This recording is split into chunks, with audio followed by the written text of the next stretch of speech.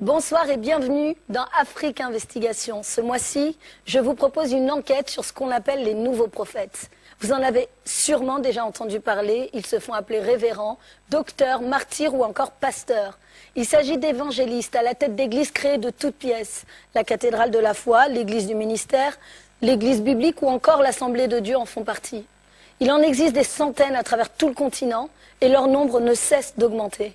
Patrick Fondio, bonsoir. Bonsoir. Je suis ravie de vous accueillir. Comment allez-vous? Très bien, et vous?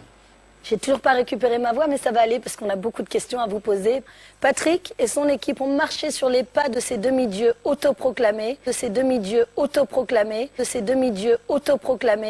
mais aussi dans le quotidien de fidèles prêts, vous allez le voir, à payer des sommes folles pour changer de vie, à payer des sommes folles pour changer de vie, à payer des sommes folles pour changer de vie, retrouver un travail ou être désenvoûté. Tout de suite, je vous invite à découvrir ce reportage étonnant au royaume de ces prophètes guidés par le Dieu argent. De ces prophètes guidés par le Dieu argent. De ces prophètes guidés par le Dieu argent.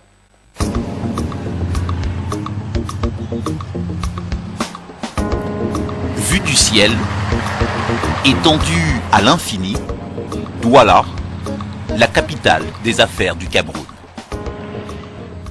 Officiellement, près de 3 millions d'habitants. Mais en réalité, sans doute beaucoup plus. La principale ville d'un pays devenu un Eldorado pour les nouvelles églises évangéliques. Une terre bénie pour des temples qui se multiplient par centaines. Un nouveau royaume où règnent des dizaines de prophètes stars ayant pignon sur rue, s'affichant parfois aux côtés de leurs épouses, posant comme des couples présidentiels. Parmi eux, Dionodore Kamdem. L'un des plus connus, l'un des plus controversés, un adepte de déclarations choc. Jésus a parlé dans la Bible plus de l'argent que de la foi. Jésus a parlé dans la Bible plus de l'argent que de la foi. Jésus a parlé dans la Bible plus de l'argent que de la foi.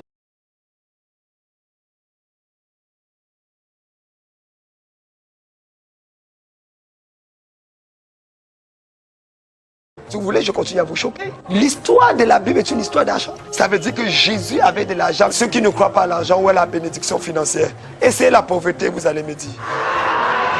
Nous le suivrons dans les coulisses de l'empire religieux qu'il est en train de bâtir, à coups de miracles et de guérisons, grâce aux offrandes de ses fidèles. 250 millions, rien que le terrain. L'église que nous construisons de 25 000 places, c'est 1 milliard 200 millions de francs. Il me faut 25 milliards pour accomplir ce projet. Nous l'accompagnerons dans des séminaires financiers qu'il organise pour placer des produits spéculatifs. Aucune banque ne vous proposera jamais ça. Et nous irons avec lui à la conquête du monde, jusqu'au Canada, où sa réputation a déjà traversé l'Atlantique.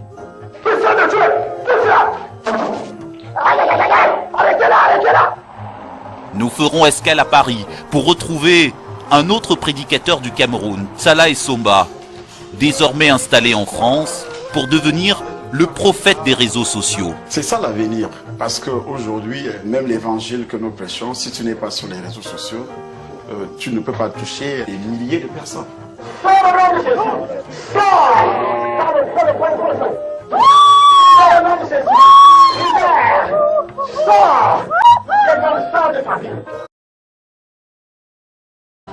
Un rassemblement pentecôtiste. Celui du pasteur Dionodore Kamdem que nous retrouvons pour son propre événement annuel avec un invité spécial très attendu.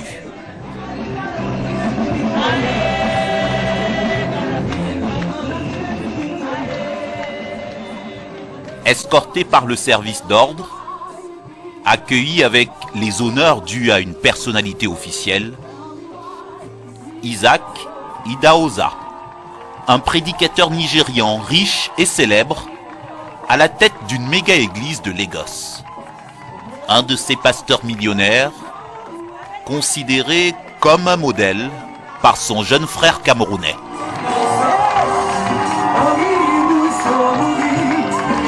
Are you ready? Êtes-vous prêts? Recevez! Recevez! Recevez! Recevez! Are you ready? Êtes-vous prêts? Un public en quête d'onction divine, prêt à se jeter sur le révérend nigérian, prêt à se ruer au sol ou à tomber de sa chaise même sans avoir été touché. Dans les rangs, de nombreuses familles, déjà venues ici plusieurs fois prier pour leurs proches, comme cette femme qui attend depuis 6 ans que se réalise la prophétie qui devait faire de son fils un footballeur professionnel. Le prophète Kamdem a prophétisé à 2011, mais le diable ne fait que... Mais cette fois-ci, ça va s'établir par l'onction prophétique qui coule maintenant dans ce stade. I want you to take a seat quickly. J'aimerais que vous preniez rapidement une semence. Everybody look for 10,000 rounds, or 10,000 safer. 10 000 francs. Je vais prophétiser. Take this. Wash your Rapidement, face. rapidement. Drop your face. Déposez, lavez vos visages. 10 000 francs pour quelques gouttes d'eau minérale. 5,000 safer. Quickly, quickly, quickly. Rapidement, 5 000 francs. Puis 5 000, puis 2 000. Prayer in a short while. Je vais faire une prière de miracle dans peu de temps. Des bénédictions en fonction de chaque bourse. Les plus élevés bénis en premier et en priorité. Viens ici rapidement, en courant. En courant.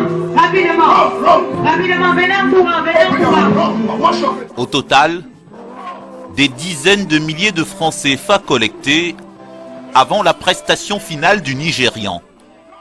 12 steps forward. 12 Faites 12 pas en avant. It's prophetic. 12 C'est steps. prophétique, 12 pas. Sur la scène face au public, l'interview en direct du présumé démon caché dans le corps de cette jeune femme. Who are you? Qui es-tu? Who are you? Qui es-tu? Get up, get up. Lève-toi, lève-toi. Who are you? Qui es-tu? What are you doing in this body? Qu'est-ce que tu fais dans ce corps? Huh? Hein? You want Je to vais la kill her? tuer. What? Pourquoi? Millionnaire. She's a Elle est millionaire. milliardaire. So, are you offended by those who have money? Est-ce que tu es offensé par ceux qui ont l'argent? Yes. Comme au théâtre, le public ne rate rien de cet entretien surréaliste avec le supposé diable parlant à la place de cette femme. Pourquoi est-ce que c'est elle particulièrement? Oh, elle est belle. She's beautiful. Elle est intelligente. She's intelligent. Et elle a trop d'argent. And she has a lot of money. Elle a tout ce qui est bien. She has everything good. J'ai fait, elle a vendu toutes ses voitures. I made her to sell all her cars. Elle n'a plus rien. She has nothing left. Et en happy end, voici venue la délivrance. Jésus, I command fire. je commande le feu. Fire. Feu. Fire. Feu. Come on. Sors maintenant. In the name Au nom de Jésus. Sors. Sors. Sors. Sors. Yes. Oui, sors. Sors. Yes. Yes. Sors. Sors. Sors. Go. Sors.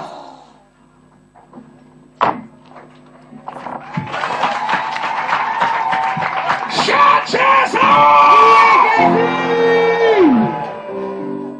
They have no power. Ils n'ont pas de puissance.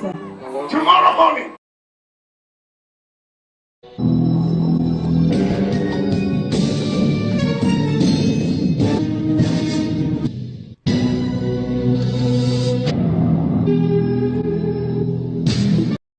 Le poids des mots, le choix des flots. J'ai mal, j'ai mal, j'ai mal, j'ai mal, j'ai mal. Regardez un homme d'église accueilli avec les honneurs dus à une personnalité officielle. Il manquait juste l'hélicoptère pour qu'il soit confondu à un président de la République. C'est Gregman, encore appelé homme d'église ou demi-dieu pour certaines personnes. Ils ont compris que le fait ne paye plus et que la seule et l'unique façon d'être riche du jour au lendemain est de créer une église pour fatiguer nos parents en quête de solutions pour notre avenir. La dernière fois, j'ai vu l'autre prétendre avoir Dieu au téléphone, God, celui qui est en haut là.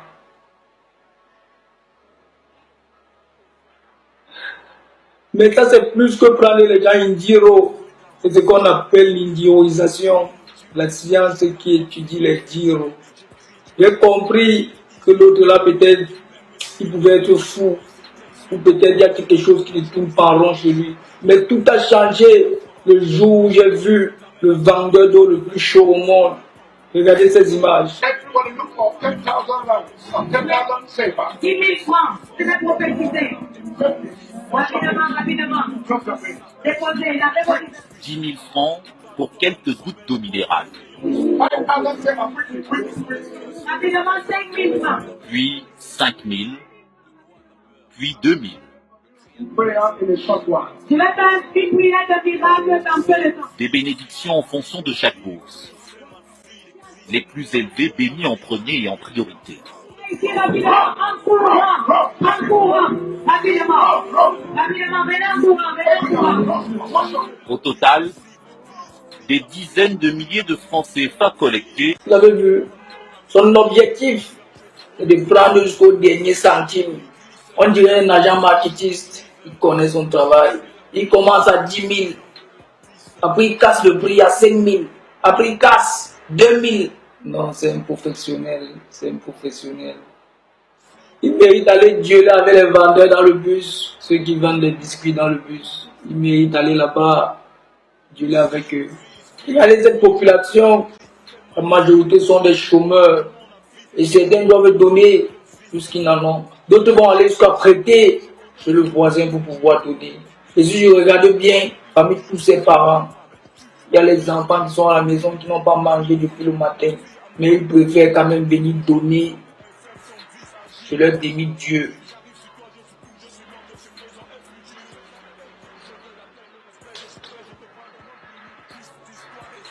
Ils donnent comme ça, alors que si c'est moi qui les ai arrêtés dans un couloir pour les caillam. Si le couteau ne touche pas les intestins, ils ne vont pas te dire que l'argent est dans le soutien. Voilà quelqu'un qui prend sans bruit, sans force, juste avec la tête. Il se passe dans la tête. Ce qui est bizarre dans tout ça, c'est que vous allez laver vos faces là-bas fatiguées jusqu'à ce que ta face doit finir. Vous n'allez pas avoir la solution. Comme le cas de cette femme. Le prophète Kamdem a prophétisé à 2011. En 2000 combien? À 2011. Mais le diable ne fait que... Le diable ne fait que faire comment, ma mère? Ne fait que... Maman, ça fait 6 ans. 6 ans que tu laves ta face. Donc vous ne vous posez pas les questions. Tout ce que vous voyez là, c'est le manchon. C'est le manchon, il n'y a rien.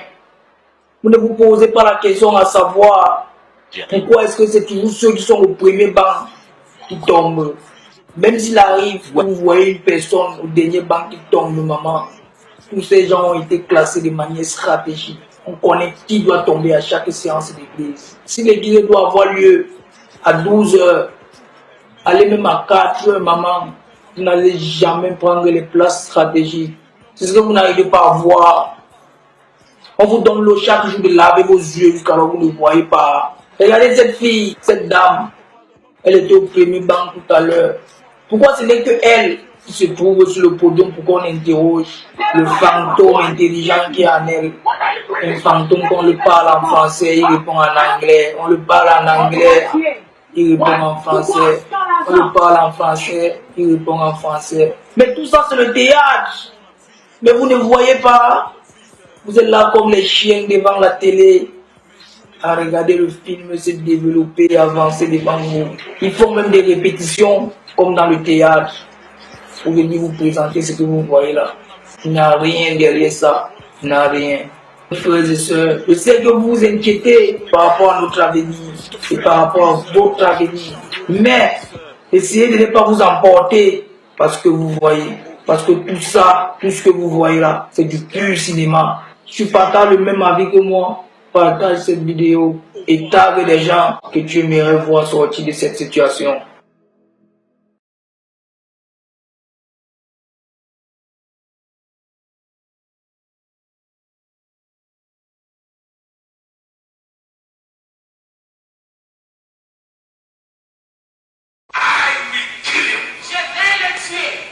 L'événement est retransmis par la chaîne du pasteur Kamdem, une télévision que connaît bien cet homme, qui a choisi de nous parler de manière anonyme. Vous n'y croyez pas à ces miracles, à tout ce qu'on voit là, aux gens qui titubent, qui sont comme frappés par la grâce de ces prophètes. Vous n'y croyez pas à ça? Manifestement, je n'y crois pas. On a une véritable école de cinéma au Cameroun qui se crée à travers ces leaders dits religieux. Ça n'a rien de réel. Là, vous êtes en train de regarder. Voilà le monsieur qui doit témoigner. Comme par hasard, il va recevoir sa guérison et il est au premier rang. Non, on ne va pas le chercher au fond. Il est au premier rang. Il est prêt. Là, il est comme électrocuté. Non. Il y a un monde spirituel, il y a des esprits qui existent. Je suis d'accord. Mais là, si vous avez reçu une décharge qui peut vous provoquer cet effet dans le corps, vous ne vous relevez pas 5 secondes plus tard. Je regrette. C'est impossible. C'est beaucoup de cinéma. Les plus crédules se font prendre. Les plus faibles se font aspirer. Les moins chanceux perdent la vie.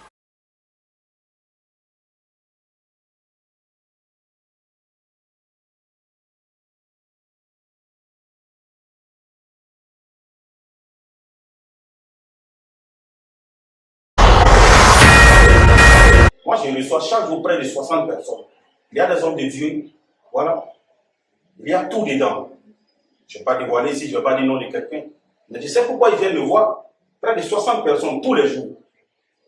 C'est pas petit. Parlez des hommes de Dieu. Vous voulez dire que les pasteurs viennent me voir, c'est ça? Mais écoutez, les pasteurs, ce sont mes amis, ils viennent me voir chaque jour. Ah oui? Oui, ils viennent me voir. D'accord, on ne citera pas de nom. Comme politique, voilà, pasteur, homme de Dieu et tout et tout. On ne citera pas de nom. Mais nous allons voir ensemble, avec nos téléinternautes, de quoi s'agit-il? Vous parlez de quoi quand les pasteurs viennent nous voir? Vous qui n'avez rien à voir avec eux, qui êtes, je ne dirais pas féticheurs, mais vous êtes mystiques. Et les pasteurs dénoncent, décrivent même les mystiques.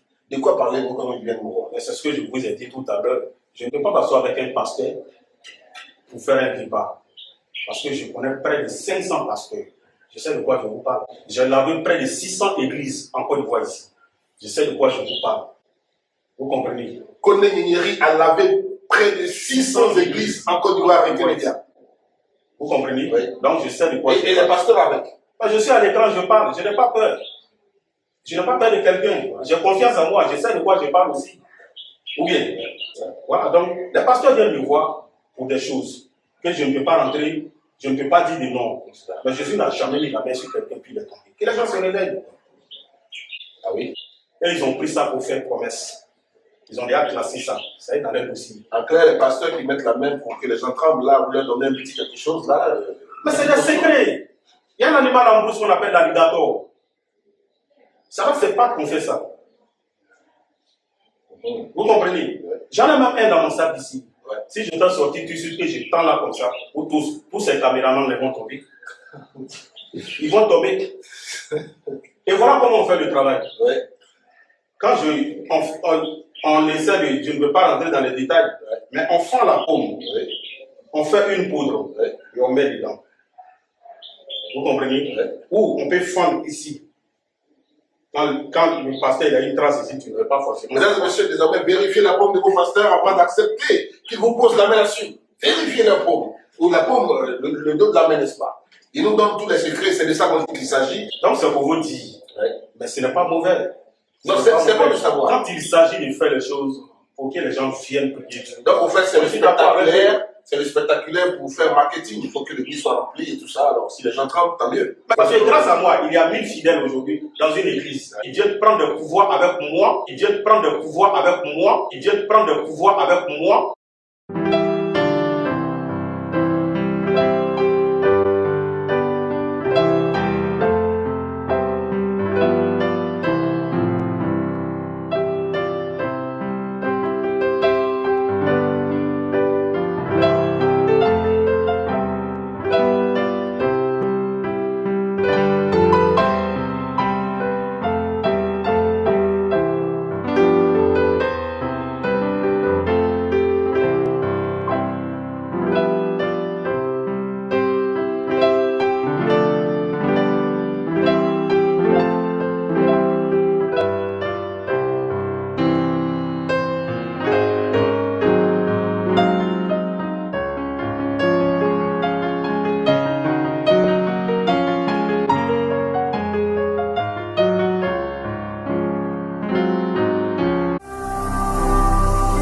Ne manquez pas de vous abonner à notre chaîne YouTube Jésus-Christ TV, en cliquant sur le bouton s'abonner, juste au bas de la fenêtre de cette vidéo.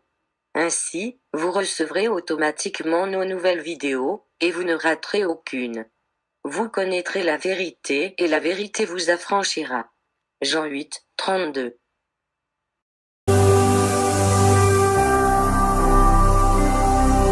Jésus-Christ TV, vous connaîtrez la vérité et la vérité vous affranchira. La perte d'une vie, un drame vécu par ce jeune père à la mort de sa fiancée quelques mois après la naissance de leur fils. Un petit garçon qu'il veut aujourd'hui préserver en témoignant le visage caché. Laola qui a son enfant entre les mains, c'est au moment de l'accouchement. Elle était catholique, pratiquante. Elle n'avait pas encore découvert son église. Il affirme que sa défunte fiancée, dont il s'était séparé, était membre de la cathédrale de la foi, l'église du pasteur Kamdem. Vous prétendez que cette église est responsable de son décès et du décès de votre fiancé? Oui, je prétends que cette église est responsable du décès parce que lorsque quelqu'un est arrivé à vous et que tout ce que vous trouviez à lui dire, c'est que l'origine de tes maux, c'est la possession. C'est dans ta famille. Qu'elle revienne vous dire, ah oui, on m'a imposé les mains, je suis tombé 3 ou 4 fois. Et qu'on arrive à l'hôpital, qu'on trouve que vous traînez une tuberculose. Je pense qu'il y a un problème. Elle privilégiait la prière, oui. le soin? Oui. Est-ce que vous vous dites, si elle n'était pas dans cette église-là, on aurait pu la sauver? La réponse qui me vient du fond du cœur, oui. Je vais vous dire pourquoi oui, on aurait pu la sauver. Parce qu'elle serait allée plus tôt à l'hôpital. Même si elle était allée à l'hôpital moins tôt, on aurait pu tout rattraper. Regardez cette foule. Vous avez plein de chômeurs. Mais tous vont donner plus qu'ils n'en ont. Certains vont s'endetter pour donner. C'est un prophète. Ils ont une intelligence très mal tournée parce qu'ils profitent de la vulnérabilité des Camerounais.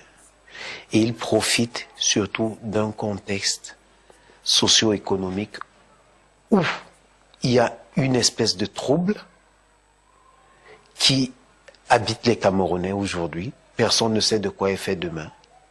Lorsque vous tombez sur quelqu'un qui, lui, prétend être le général de Dieu, c'est normal. Il vous dit, je fais des miracles. Vous y allez, vous y accourez. Vous y accourez.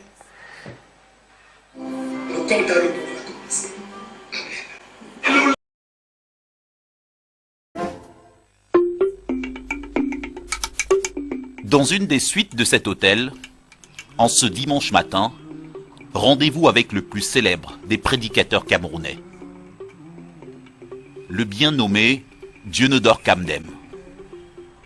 Son surnom, le général de Dieu, un pasteur d'à peine 40 ans, presque toujours tiré à 4 épingles, comme un sapeur. Pour ta présence, le sang de Jésus.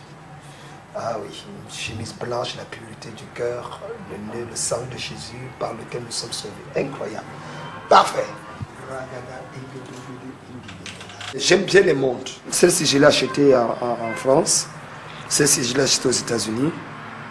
Celle-ci est un don, comme en fait. C'est peut-être la montre la plus chère que j'ai portée. Parce que, là, voilà, 5 millions de francs CFA. 5 millions, cette montre. Si Samuel te porte les montres de plus de 5 millions de francs CFA, pourquoi est-ce que Dieunedor Kamdem ou un homme de Dieu ne porterait pas? En tout cas, la Bible dit que nous mangerons les meilleures productions du pays. De belles montres et de beaux costumes pour le jeune prédicateur. Un révérend qui a accepté pour la première fois une caméra dans les coulisses de sa vie de prophète. Oh, merci Seigneur.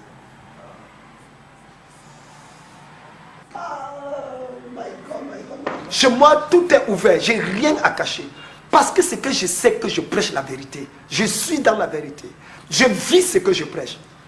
Vous n'allez jamais me voir accuser d'avoir pris la femme de quelqu'un, jamais d'avoir pris l'argent de quelqu'un, jamais d'avoir me retrouver dans une boîte de nuit ou d'avoir pris telle ou telle autre chose. Je suis intègre. Il n'y a personne qui me jettera la pierre. Oh, quelqu'un qui est propre à l'extérieur comme à l'intérieur n'a rien à cacher. Les gens ont soif de modèles.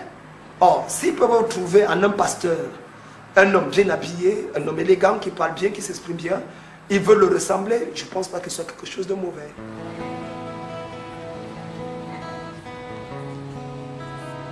À l'heure du culte, direction un des quartiers populaires de Douala. En route pour l'une des nombreuses églises de l'empire spirituel du pasteur Kamdem qui revendique plus de 12 000 fidèles.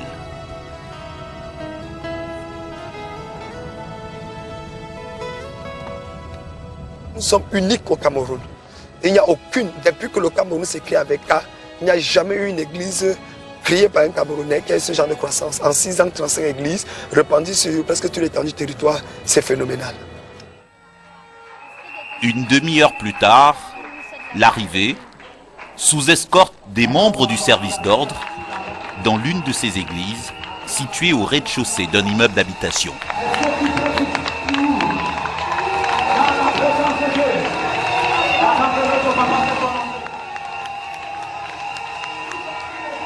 Un pasteur accueilli par ses fidèles comme un messie, un prophète en sa propre église.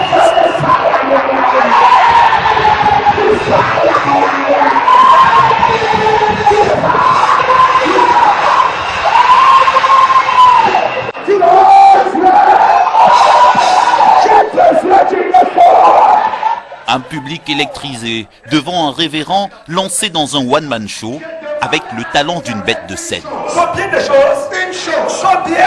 Une chose. Combien? Une chose. Une seule chose attendue par ces fidèles, un miracle de leur prophète qui va changer leur vie. Dieu m'a dit, donne-leur la chose qu'ils ont besoin. Quel que soit ce que tu as besoin, reçois ça au nom de Jésus. Reçois ça au nom de Jésus. Je ne suis pas un blagueur. Je suis venu te donner la chose là. Est-ce que tu me crois?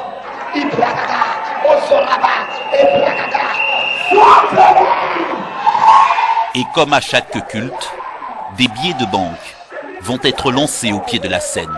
De l'argent déposé par des fidèles pour multiplier leurs chances de bénédiction.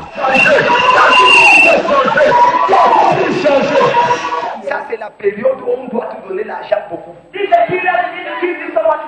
Prends une offrande.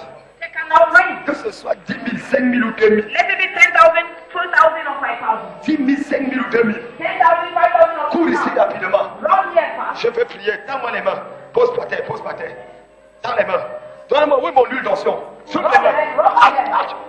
Arrêtez-le. Arrêtez-le. Jesus. Ça, c'est l'onction qui fait ça. Des offrandes en échange d'une délivrance.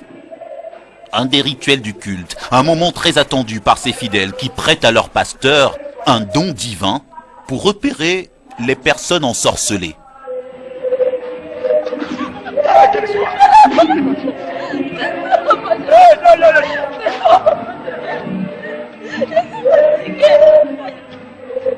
La femme s'y souffre. La femme s'y. Voici une bonne femme qui a un avenir glorieux. Mais tellement la sorcellerie combat contre elle. Elle souffre injustement. Sa vie, c'est incroyable. C'est-à-dire que tu vois les opportunités, elle voit les opportunités, mais elle n'arrive pas à entrer dans ces opportunités. La chasse aux sorciers, une des obsessions du prédicateur. Le général de Dieu contre l'armée du diable, le clou du spectacle.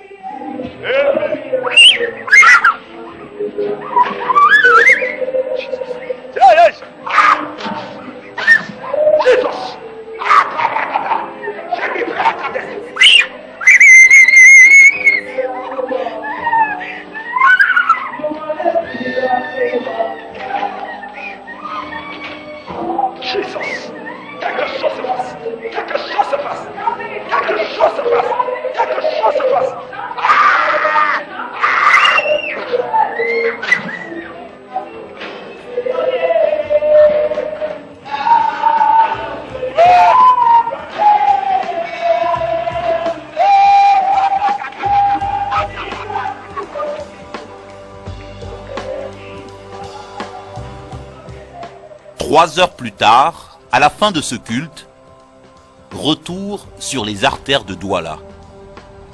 À l'autre bout de la ville, le pasteur Dieunedor Kamdem nous conduit déjà vers sa prochaine destination. Où est-ce qu'on va là? À Bonabéry, pour l'ouverture de la nouvelle église et l'installation de son nouveau pasteur. Bonabéry, de l'autre côté du pont, une zone de Douala densément peuplée. Une terre de mission, un marché à conquérir pour les nouvelles églises évangéliques. L'objectif du pasteur Kamdem, quadriller ce secteur avec une stratégie mûrement réfléchie. L'objectif ici, c'est de permettre à ce que cette zone de la ville puisse véritablement expérimenter cette présence glorieuse de Dieu. Et à partir de cette église, ils ont normalement 6 mois pour être établis. Et les 6 autres mois, ils doivent créer notre église. Donc 1 an, une église crée notre église. Après 1 an. Si après 1 an, vous n'ouvrez pas une autre église, vous avez échoué. On entend presque dans votre argumentation que vous parlez part de marché. Est-ce que c'est une entreprise? Est-ce que vous considérez que vous êtes à la tête d'une entreprise, d'un business comme un autre où il faut qu'il y ait de la croissance, des chiffres, des objectifs à atteindre, des gens qui échouent, des gens qui réussissent? Tout pasteur, tout prophète, tout homme de Dieu qui veut faire l'œuvre au XXIe siècle et ne voit pas l'église dans sa double dimension, organisme et organisation, a déjà échoué. L'église, c'est d'abord un organisme. il faut mettre sur pied des structures, des programmes, des stratégies pour faciliter la croissance holistique de cet organisme. Et ça se passe par quoi? Des objectifs fixés à court, moyen et long terme. Ça se passe par l'étude du milieu ou du contexte dans lequel l'église doit être créée. Le type de pasteur qu'il faut pour le type d'église. Vous ne pouvez pas envoyer un pasteur à Douala qui ne connaît rien sur la puissance de l'économie, dans l'étude de l'économie. Alors là, on arrive chez vous, là, dans la nouvelle église. Oui, ça c'est la nouvelle église. Nous allons la présenter au Seigneur tout à l'heure.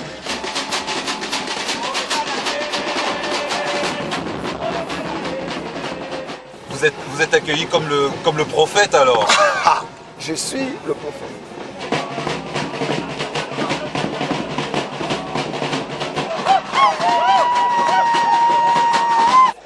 Cher général de Dieu, en tant que surintendant des églises cathédrales de la foi, nous te souhaitons la bienvenue à l'occasion de l'inauguration de l'église de Bonabéry.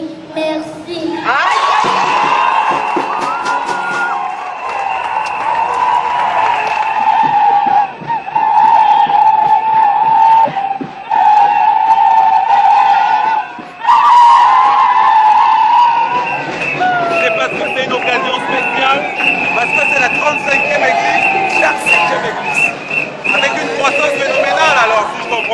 C'est le nom du Seigneur pour ça. Il est vivant, il est fidèle. La cathédrale de la foi a 108 pasteurs. Cette cathédrale has 108 pastors. Et chaque pasteur est payé. Et nous luttons pas cela contre le chômage. Avant de continuer, nous allons donner nos offrandes à Dieu. On ne peut pas faire ce genre d'inauguration sans avoir une offrande à donner. Parce que c'est secret, je veux que tu mettes tous ces billets de 10 000 francs en secret. Quelqu'un dit oui, mon général. Distribuez l'enveloppe à tout le monde. Protocole, venez, protocole. Cette cérémonie d'inauguration est une occasion supplémentaire pour une nouvelle levée de fonds auprès des fidèles. Des enveloppes rebaptisées ici la portion d'alliance. Lève-toi avec ton enveloppe. Par cette offrande ce soir, Seigneur, nous prions que cette assemblée commence à briller de mille feux. Des centaines d'enveloppes collectées ce soir, de quoi financer la croissance de la cathédrale de la foi du révérend Kamdem. Plusieurs dizaines de milliers de francs à chaque culte, selon la taille de chacune de ces 35 églises. Un argent compté dans une pièce de l'église par la commission financière locale. On ne doit pas venir dans la maison de Dieu les mains vides. Donc quand on vient dans la maison de Dieu, la moindre des choses, c'est déposer son offrande. On ne demande jamais un montant précis. Chacun donne selon son cœur. C'est Dieu qui bénit. Donc quand nous recevons, quel que soit le montant, nous sommes contents de recevoir. Nous sommes un comité financier. Et quand nous prenons comme ceci, il y a un compte bancaire où on reverse cet argent. Et à la fin de chaque mois, on a des charges. Nous payons nos factures. Les pasteurs doivent manger. Parce que la parole de Dieu dit que son serviteur mange à sa table. Et la table du serviteur de Dieu, ça vient des offrandes qui sont données par les enfants de Dieu. Ça nous aide à payer les salaires, l'électricité, l'eau, le loyer, parce qu'on dépense beaucoup en loyer. Et en plus de ça, nous avons le social. Nous nous occupons des désœuvrés, il y a des gens qui n'ont pas où habiter, qui dorment à l'église et que l'église nourrit. Là, on ne peut pas vous donner le montant.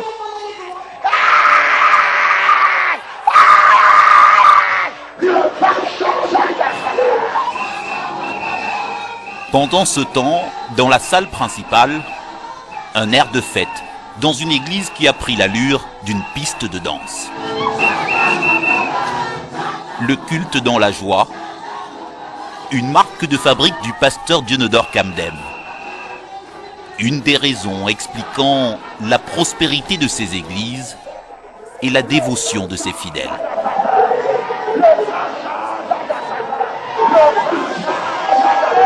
Des fidèles qui peuvent parfois être les mêmes à se rouler au sol, comme ces deux jeunes femmes déjà repérées quelques heures plus tôt dans une autre église, lors du précédent culte. Nous leur promettons ce que la Bible leur promet.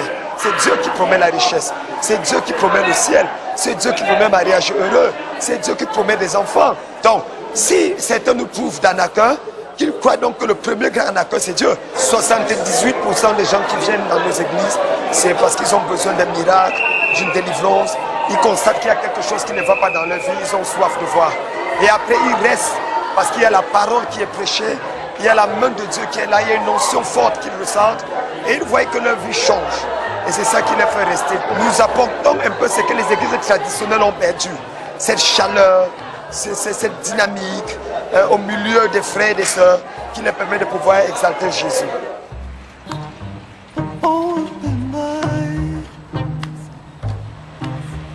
À la nuit tombée, la journée du pasteur Kamdem est loin d'être terminée. Ce soir, il a convié quelques membres de ses églises de Douala à un rendez-vous un peu spécial dans cet hôtel. Une rencontre organisée avec ces deux jeunes femmes représentant une société financière. Bonsoir. Désolé pour le retard. Veuillez vous asseoir s'il vous plaît. Si vous avez reçu ça ou bien si vous avez vu ceci, il s'agit effectivement de GSM Group Forex. Et c'est une conférence publique dont le thème est la mise à jour de la mentalité. Et c'est une forme d'éducation financière dont l'objectif est particulièrement de vous révéler les secrets des plus grands marchés financiers au monde. Devant ses fidèles, un tout autre visage du prophète transformé en promoteur de placements financiers. Il est venu inciter ses brebis à spéculer sur le marché des devises, en confiant leurs économies à une société ivoirienne liée à un autre pasteur évangéliste d'Abidjan. Ça veut dire que vous prenez 1 million, par exemple. Vous investissez, vous nous donnez le nom de votre banque. Et puis chaque mois, on vous donne 250 000 pendant 1 an. Moi, j'étais à Abidjan, j'ai mis 4 millions. Chaque mois, je reçois 1 million. Sans rien travailler, je dors. Et ce n'est pas la magie. Ce n'est pas la fémania. Chacun de vous peut aller... La fémania, un mot camerounais qui désigne de vastes escroqueries. Le pasteur veut convaincre que son placement n'est pas une arnaque.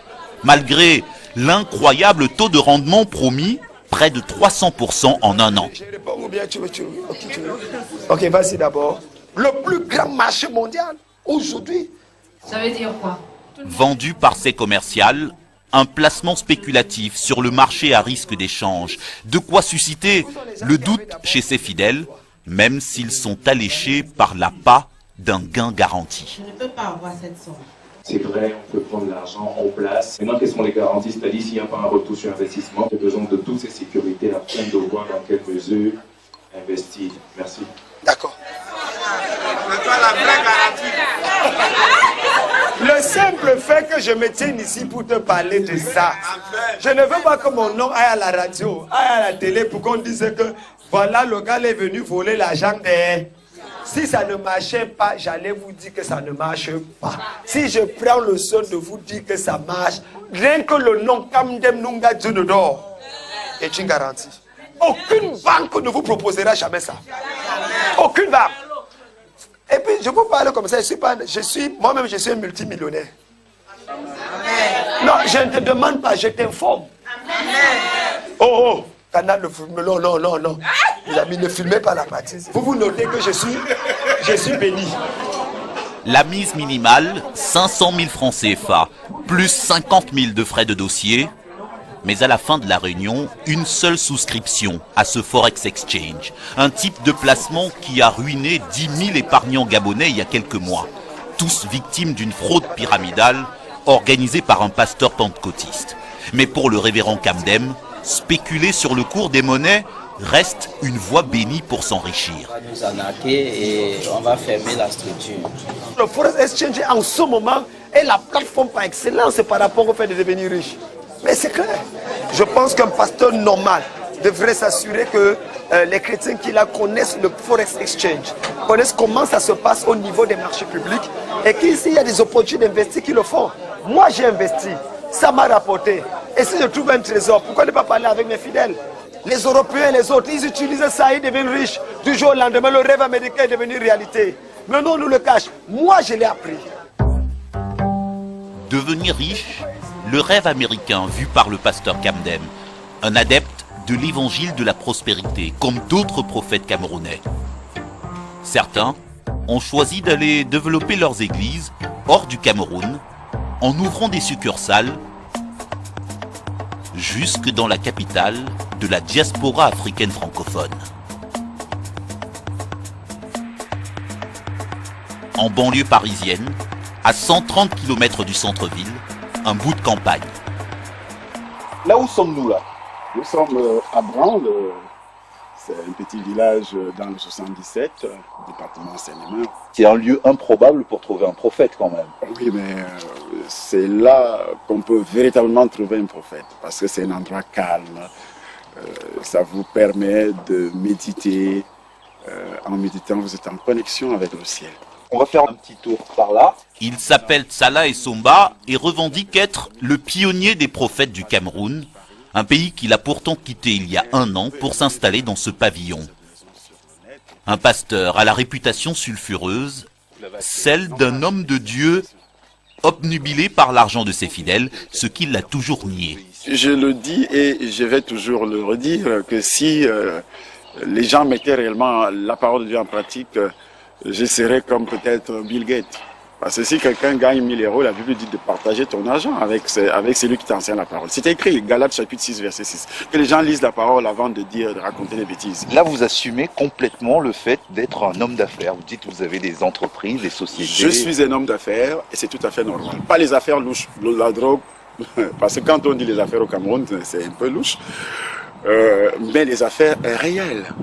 Alors, nous avons le signal de notre technicien que le docteur Salah Essomba est déjà installé devant son micro. Nous sommes à Yaoundé, au Cameroun. C'est un pays de l'Afrique centrale. Le docteur Salah Essomba, lui, est actuellement à Paris. Première tentative pour nous rassurer si la connexion est parfaite. Docteur, bonjour et bienvenue. Merci, j'espère que vous me recevez.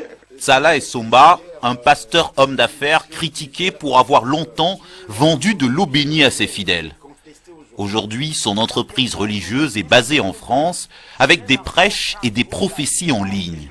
Mais il compte bientôt ouvrir un studio de radio et de télévision. Que vous donnez, Dieu vous bénira aussi parce que nous devons payer des appareils, construire notre Dieu. Ce n'est pas l'État français qui doit nous donner de l'argent, ce sont les brebis qui doivent donner de l'argent. L'argent des brebis, les fidèles de son église, pour financer le grand rêve du pasteur Essomba, devenir le prophète le plus en vue sur le marché concurrentiel des prédicateurs évangéliques africains en France. Il a choisi pour cela d'installer son temple dans ses entrepôts d'Asnières-sur-Seine. On peut avoir la mettre ça. Là, c'est quoi? Il faut me dépouiller ça, on jette, parce que cette salle, les travaux commencent ici lundi. Dans la pièce d'à côté, le chantier du futur studio de radio-télévision en ligne pour celui qui aspire à devenir un prophète connecté. Le tapis arrive lundi, il faut que le sol soit déjà prêt pour accueillir le tapis.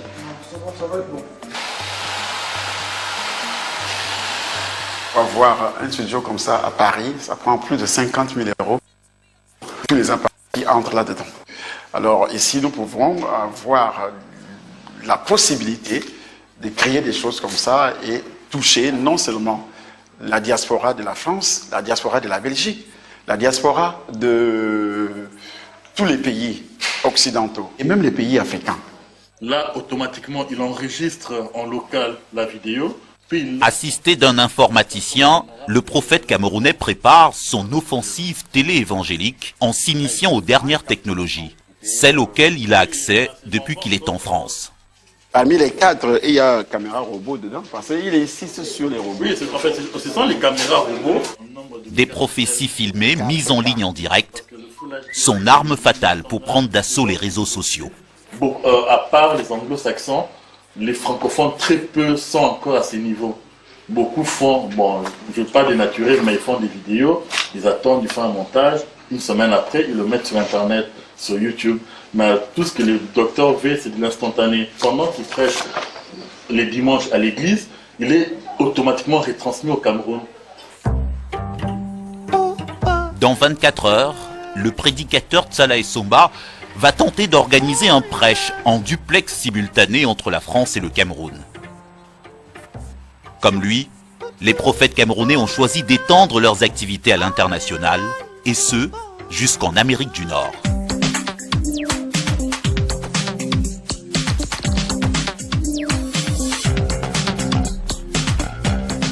Montréal, au Canada, en plein hiver. Moins 15 degrés dans la capitale du Québec, où nous retrouvons le prédicateur Dionodore Kamdem. Son 3e voyage dans la province francophone, invité à chaque fois par des églises locales comme un conférencier vedette, tout frais payé. Il y a des prédicateurs qui fixent des taux. Je connais des prédicateurs américains, quand vous invitez, vous dites, vous mettez d'abord peut-être 10 000 $ dans mon compte, et puis vous garantissez ceci ou cela. Nous avons reçu d'ailleurs certains, mais je ne suis pas friand de cette chose. Parce que la première chose que nous voulons, c'est véritablement être une bénédiction pour les autres. L'argent vient rien qu'en dernière position. Donc je n'ai jamais, et comme c'est le cas aujourd'hui, fixé un montant pour venir. Dès qu'on me paye mon billet et qu'on s'occupe de moi, mon séjour, tout le reste, quel que soit ce qui entre, qu'on me donne, on appelle ça l'offrande d'amour. Je le reçois. Mais ça peut s'élever à des montants élevés ou pas? Ça peut quitter de 5 000 $, peut-être à 25 000 $. J'ai déjà eu 50 000 $. Depuis qu'il a été ordonné à l'âge de 17 ans, le pasteur Kamdem affirme avoir eu une révélation divine. Dieu lui aurait demandé de convertir 100 millions de fidèles dans 120 pays avant 2050. Une prophétie, une invasion évangélique qui passe forcément par le Canada. Le Canada a une politique d'immigration qui facilite véritablement la conquête de cette nation. Et je pense que le christianisme, et surtout nous les églises de réveil, devons avoir un plan d'invasion de cette nation. Et pourquoi? Aujourd'hui, l'enthousiasme, l'idéologie, la force de frappe qu'on est au mouvement chrétien se trouve uniquement dans les églises dites de réveil. Nous incarnons d'ailleurs. Vous êtes très pro-Trump, par exemple. Oui. Trump a un plan clair pour faciliter les mouvements évangéliques tels que nous. Je pense qu'avec lui, nous allons effectivement reconquérir l'Amérique, qui est une nation chrétienne. Le Canada est une nation chrétienne. Le Canada, une vieille nation chrétienne aux églises séculaires, désormais concurrencée par les puissants courants pentecôtistes qui soutiennent les pasteurs africains comme le révérend Kamdem. Près d'Ottawa, le prêcheur camerounais est l'invité d'honneur du dimanche dans ce temple. Bonjour, bienvenue. Merci beaucoup. Ça va? Ça va très bien. Super. Merci. Ce matin, une assemblée en majorité blanche, très différente, bien loin du public habituel de Dionodore Kamdem. Invité ici comme un artiste en tournée internationale. Il est la guest star de son hôte, le pasteur canadien Alain Caron, un évangéliste québécois, lui aussi porté sur la guérison et les miracles.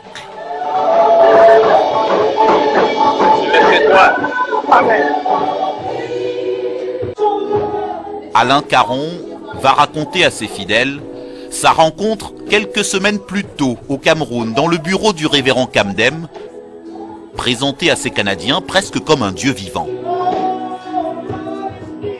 J'ai rencontré mon Dieu.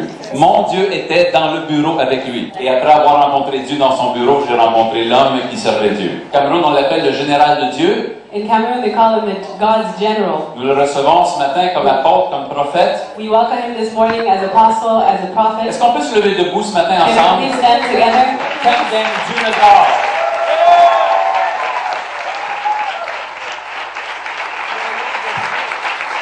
Je suis très honoré d'être ici ce matin à des milliers de kilomètres. À plus de 10 000 kilomètres du Cameroun, face à un public qui ne le connaît guère, le prophète va réveiller l'audience par ses promesses de miracles à la chaîne. Si je prie pour toi, tu es obligé de guérir. Je ne te demande pas, je t'informe. Toute personne qui a soif d'un miracle, avant le 30 mars, le miracle va frapper à ta porte. L'assemblée, d'abord circonspecte, se laisse peu à peu amadouer. Il y a des miracles qui sont opérés là. Il y a une personne ici, il y a quelque chose qui a arrêté comme ta colonne vertébrale. Le Seigneur vient de te guérir aujourd'hui. S'il te plaît, où est la personne là? Est-ce qu'on va acclamer Jésus? Il y a quelqu'un ici, Dieu m'a montré au niveau de tes os. Tu as des problèmes au niveau des os. Le problème au niveau des os. Là, voilà là-bas. Le Seigneur t'a libéré. Dieu m'a montré 3 personnes. Quand tu saignes, c'est de la douleur, c'est atroce. Tu ne comprends pas ce qui se passe. Et l'une d'entre vous, c'est sorti comme des boules noires. Et tu es là aujourd'hui. Est-ce qu'on va acclamer le Seigneur? Et enfin, il y avait quelqu'un ici là. Vous êtes à 2. Il y a une attaque au niveau de ton cerveau. Aïe. Merci Saint-Esprit. Ça se passe. L'onction de Dieu est sur toi. L'onction de Dieu est sur toi. L'onction de Dieu est sur toi. Où est la deuxième personne? Arrêtez la femme en jaune. Puissant de Dieu. Qu'est-ce là? Aïe. Arrêtez-la. Saint-Esprit de Dieu. Shabbat. Est-ce qu'on peut acclamer le Seigneur? 90 minutes plus tard, la fin de l'office dans une salle conquise avec des fidèles canadiens ou issus de la diaspora africaine venus soumettre leurs problèmes personnels à l'invité du jour. J'ai beaucoup aimé votre présentation. Amen. C'est spécial. Merci beaucoup. Je prie au nom de Jésus que tu accordes que sa femme revienne. Je prie pour un miracle. Je prie que tu restaures ton fils. Ça fait longtemps. Manifeste ta grâce au nom de Jésus. Amen. Je prie pour moi et mon épouse. Un miracle de restauration du mariage. La puissance extrême. C'est un incroyable prophète. Sans doute, aucun doute. Et à la sortie, la ruée sur les œuvres du prophète. Tu es un miracle potentiel. Ouh! J'aime ça. Tout est possible avec celui qui croit. Et c'est ce que je veux lire. Dieu ne dort qu'Amdem, un prophète camerounais parti à la conquête du Canada, quand son confrère, le pasteur Tsalaï Somba, lui, a choisi la France. Retour en région parisienne, dans les anciens entrepôts qui servent de temple aux doyens des prophètes camerounais. Il organise ce matin sa première conférence depuis son installation à Asnières-sur-Seine.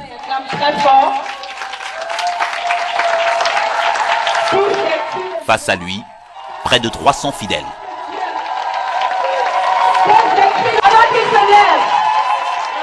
Est-ce que le Cameroun nous suit déjà? Et ici, Yaoundé est déjà en direct par nos appareils. Paris tente déjà de vous toucher, s'il vous plaît. Pour l'instant, pas de liaison vidéo avec le Cameroun pour ce culte prévu en duplex. Mais voici déjà venue l'heure de préparer les esprits à la quête du jour. Chacun doit offrir à Dieu, selon les besoins, selon les capacités. Tu dois offrir à Dieu pour être béni. Qui donne peu, moissonne peu. Qui donne beaucoup, moissonne beaucoup.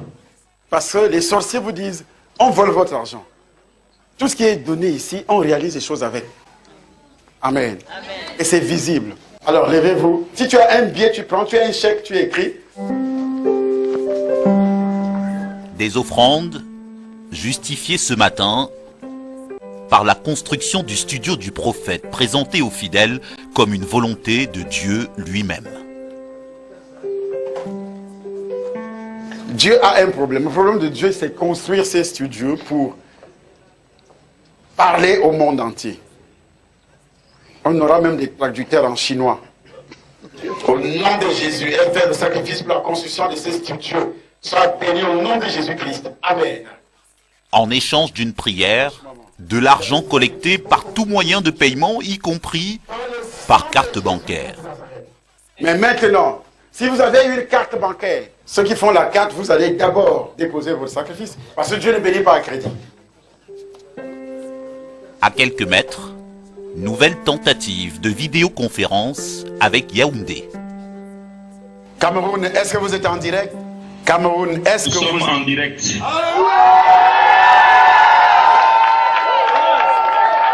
Alors, si vous êtes en direct, Cameroun, si vous êtes en direct, lisez Josué. L'écho du culte parisien en direct au même moment dans le temple du pasteur Essomba à Yaoundé. Un pasteur religieusement écouté, si loin, mais tellement présent dans la tête de ses fidèles. Quand lui il prêche, c'est comme, je ne sais pas, ça sonne directement dans l'esprit. Donc c'est comme Dieu s'adressait directement à toi. C'est comme tu étais doigté par Dieu. Être ici, mais aussi là-bas, le concept de Tsala Essomba, un prophète sans frontières, grâce à ses médias. Lion spirituel du Cameroun, le général de jeune docteur Djinodor Kamdenunga. 5 jours de sanctions explosives, catalysatrices de résurrection des morts. Les aveugles voient, les paralytiques marchent, les muets entendent, les prophéties chirurgicales sont délivrées. Le plan de Dieu pour l'année 2017 est déroulé. Mes chers frères et sœurs en Christ, à travers le monde, voici une nouvelle alerte de Jésus-Christ TV, comme nous attendons toujours la reprise de nos émissions en direct.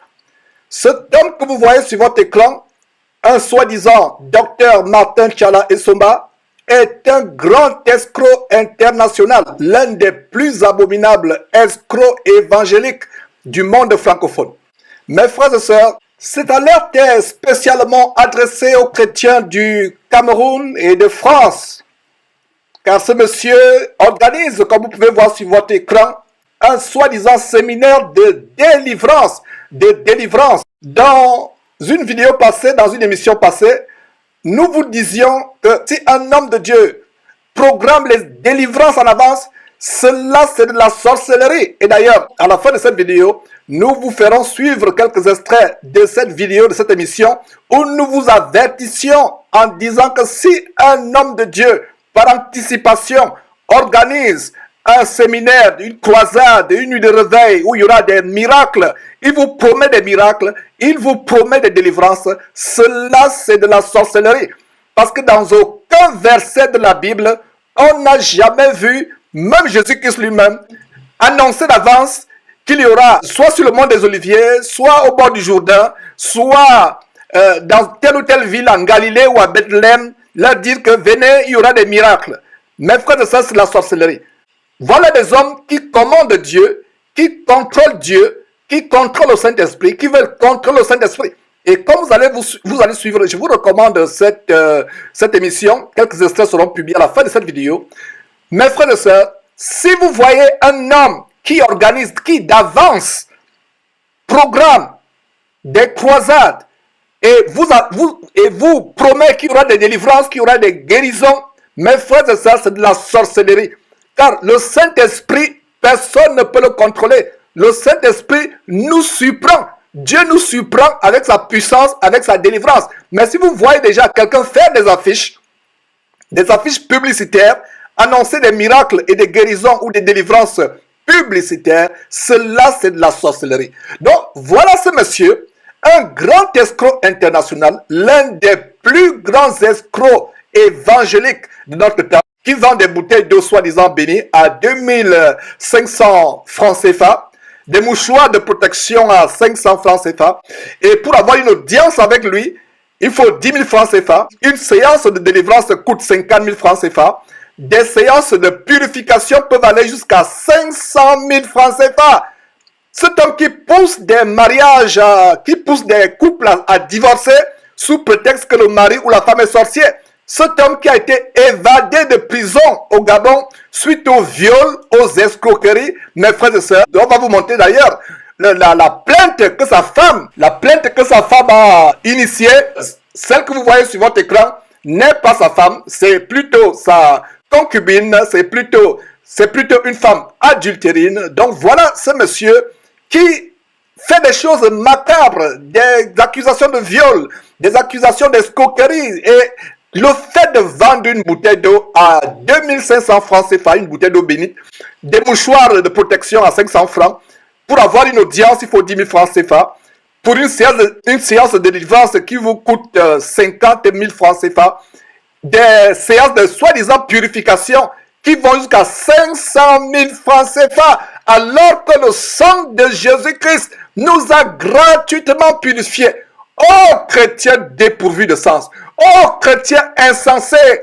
Comment avez-vous pu perdre votre bon sens? Le Seigneur Jésus-Christ à Golgotha a versé son sang gratuitement pour que tu sois purifié. Mais aujourd'hui, tu as besoin d'aller payer jusqu'à 500 000 francs CFA, un demi-million de francs, à un soi-disant homme de Dieu, dimorphe, enfant de malédiction, pour te purifier. Pour te purifier. Que fais-tu donc du sang de Jésus-Christ? Donc, mes frères, voilà ce monsieur qui est sur la liste rouge de Jésus-Christ TV. Nous allons revenir sur lui abondamment dans les jours à venir. Mais la raison pour laquelle nous faisons cette alerte vraiment express, c'est parce qu'il y a urgence.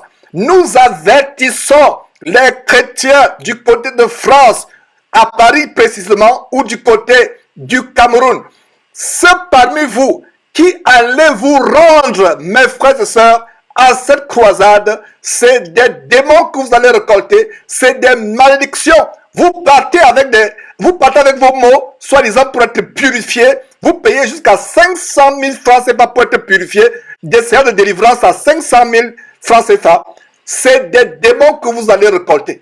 Mes frères et sœurs, malheur à quiconque qui aura écouté cet avertissement, mais qui s'y rendra lui-même pourra voir ce qu'il ira récolter. Vous allez acheter la mort, vous allez acheter la délivrance. Voilà, notre Seigneur Jésus-Christ est mort sur la croix gratuitement. Mais des soi-disant hommes de Dieu, vous vendez des purifications, vous vendez des bouteilles d'eau bénite. Vous qui dites que nous exagérons, vous qui dites que j'en fais trop, montrez-moi un seul verset de la parole de Dieu où Jésus-Christ a fait vendre des bouteilles d'eau. N'a-t-il pas multiplié les pains et les poissons pour nourrir gratuitement des milliers de personnes? Mes frères et sœurs, quel apôtre dans la Bible, même Judas, n'est pas arrivé à cette extrême abomination de vendre des bouteilles d'eau bénite, de vendre des purifications? Ces gens sont plus que Judas. Leur fin, c'est la perdition. Leur fin, c'est la perdition s'ils ne se repentent pas. Donc, ce monsieur qui est sur la liste rouge de Jésus-Christ, d'ailleurs, suivant mes frères et sœurs, la publicité, il est passé à Casarema, cette chaîne de position spirituelle. D'ailleurs, on a averti cette femme remplie de l'esprit de Jézabel avec son mari. On les a avertis. Le Seigneur a manifesté l'amour pour eux en prolongeant la patience. Mais la patience de Dieu à l'égard de ce couple, Lise Manzambi et Blaise Manzambi, est presque à sa fin, mes frères et sœurs. Donc, voyez comment ce monsieur va payer carrément pour une publicité abominable. Vous faites des publicités, vous pensez manipuler le Saint-Esprit, vous pensez contrôler Dieu. Dieu est devenu votre valet, Dieu est devenu votre garçon de course. Le Saint-Esprit est devenu votre garçon de course que vous pouvez manipuler n'importe comment. Vous faites vos campagnes, vous dites qu'il y aura des délivrances, c'est la magie, c'est la sorcellerie. Mes frères et sœurs, suivons cette publicité abominable dans cette chaîne de prostitution spirituelle. Tout de même abominablement macabre et infâme.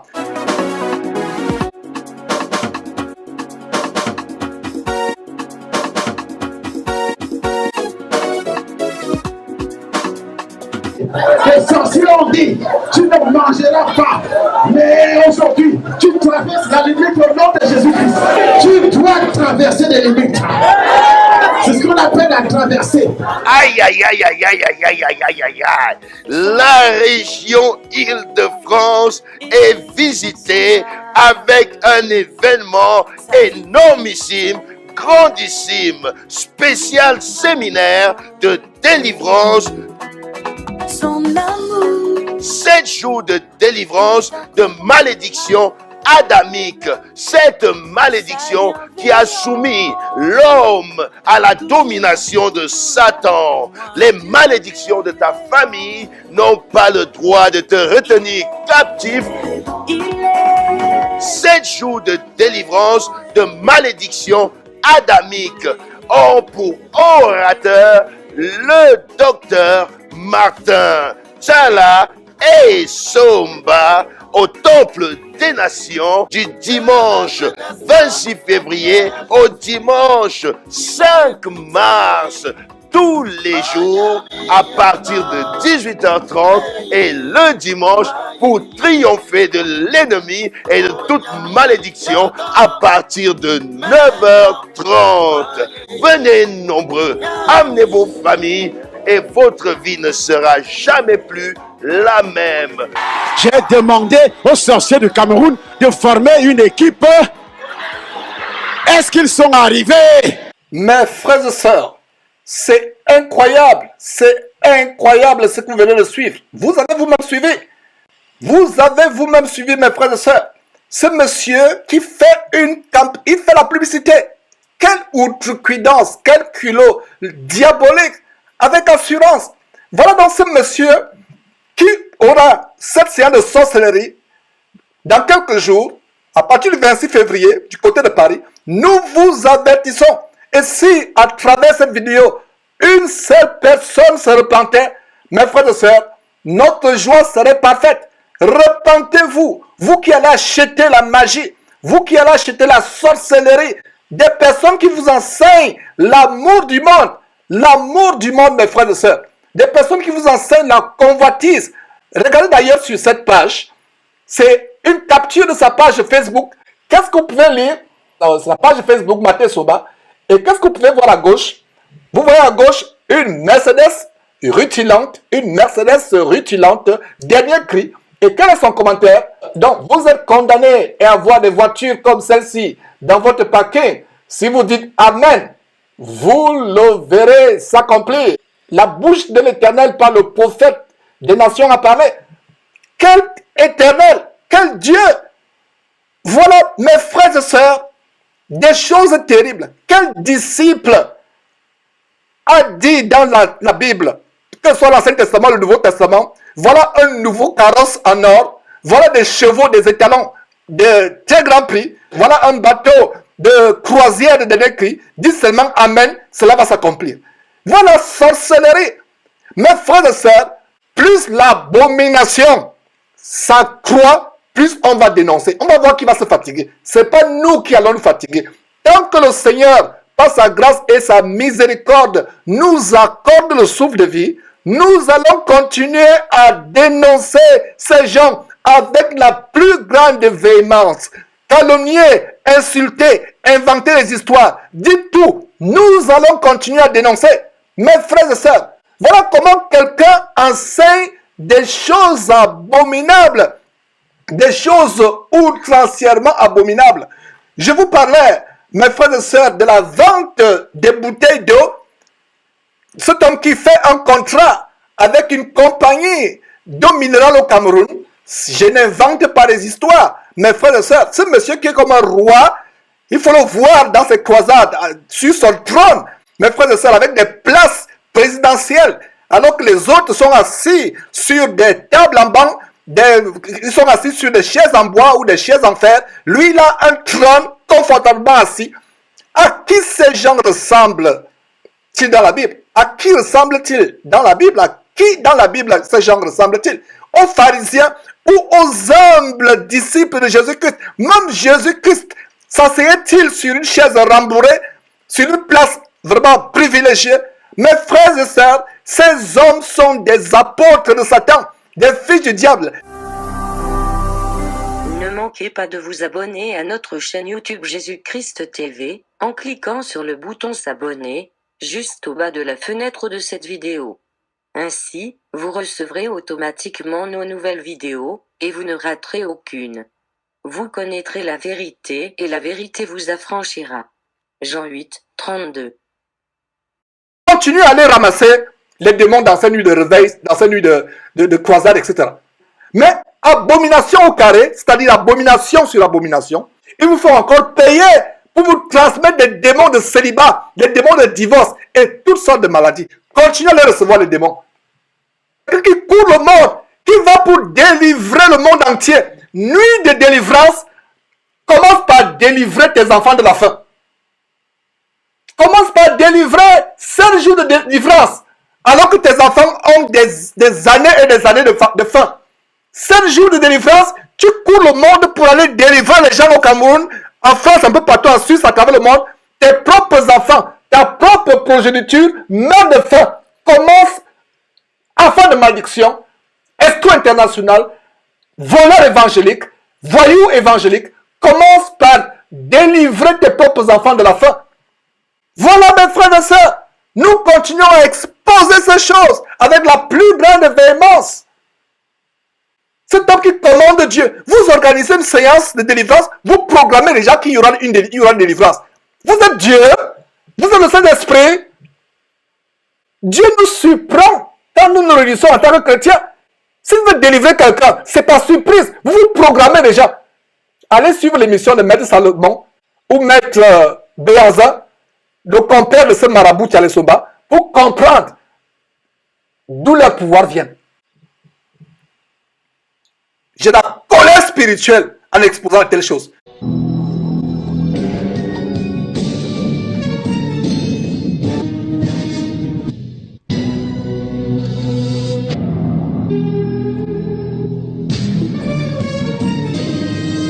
Quelqu'un qui organise 7 jours de délivrance alors qu'il doit commencer par délivrer ses enfants de la faim. Commencez par délivrer ses enfants de la faim. Les signes qui montrent que quelqu'un fait les miracles inspirés par Satan, il s'en vante, il s'enorgueillit. 2, il fait la publicité. 3, il fait la programmation, il annonce par anticipation que dans 2 semaines, il y aura une soirée de réveil. Il y aura les miracles à gauche, à droite et les miracles qui les gens vont tomber. Ils annoncent déjà. Ça, c'est les miracles inspirés par les démons. Parce que vous ne pouvez pas manipuler le Saint-Esprit. Vous ne pouvez pas programmer le Saint-Esprit. Les véritables miracles se passent de manière surprenante. Si vous voyez déjà quelqu'un qui annonce une soirée de réveil, une croisade, avec des miracles qui vont se passer, attendez-vous à ce que ce soit les miracles. Cette assurance qu'il a, c'est qu'il y aura, il sait sur quoi il se base. Ce n'est pas l'Esprit de Dieu, c'est la magie qui est derrière. La magie qui est derrière. Un véritable serviteur de Dieu n'annonce pas qu'il y aura des miracles dans une soirée de réveil, dans une croisade. Ces affiches que vous avez ou ces annonces sur Facebook ou sur leur site internet, venez à cette soirée de réveil, il y aura des délivrances, il y aura ceci. Vous anticipez déjà les délivrances. Qu'est-ce qu'il y a derrière? Cette assurance que l'apôtre a, apôtre entre guillemets, c'est une assurance qui est la magie de la sorcellerie. Il sait. Parce que vous ne pouvez pas commander le Saint-Esprit. Vous ne pouvez pas télécommander le Saint-Esprit comme s'il était votre garçon de course, votre valet. Dans toute la Bible, même au temps de Jésus-Christ, les miracles s'opéraient de manière improvisée, de manière surprenante. Dieu est un Dieu de surprise. C'est la même aberration des gens qui attendent le retour de Jésus-Christ pour le 14 ou le 15 septembre. Ils attendent.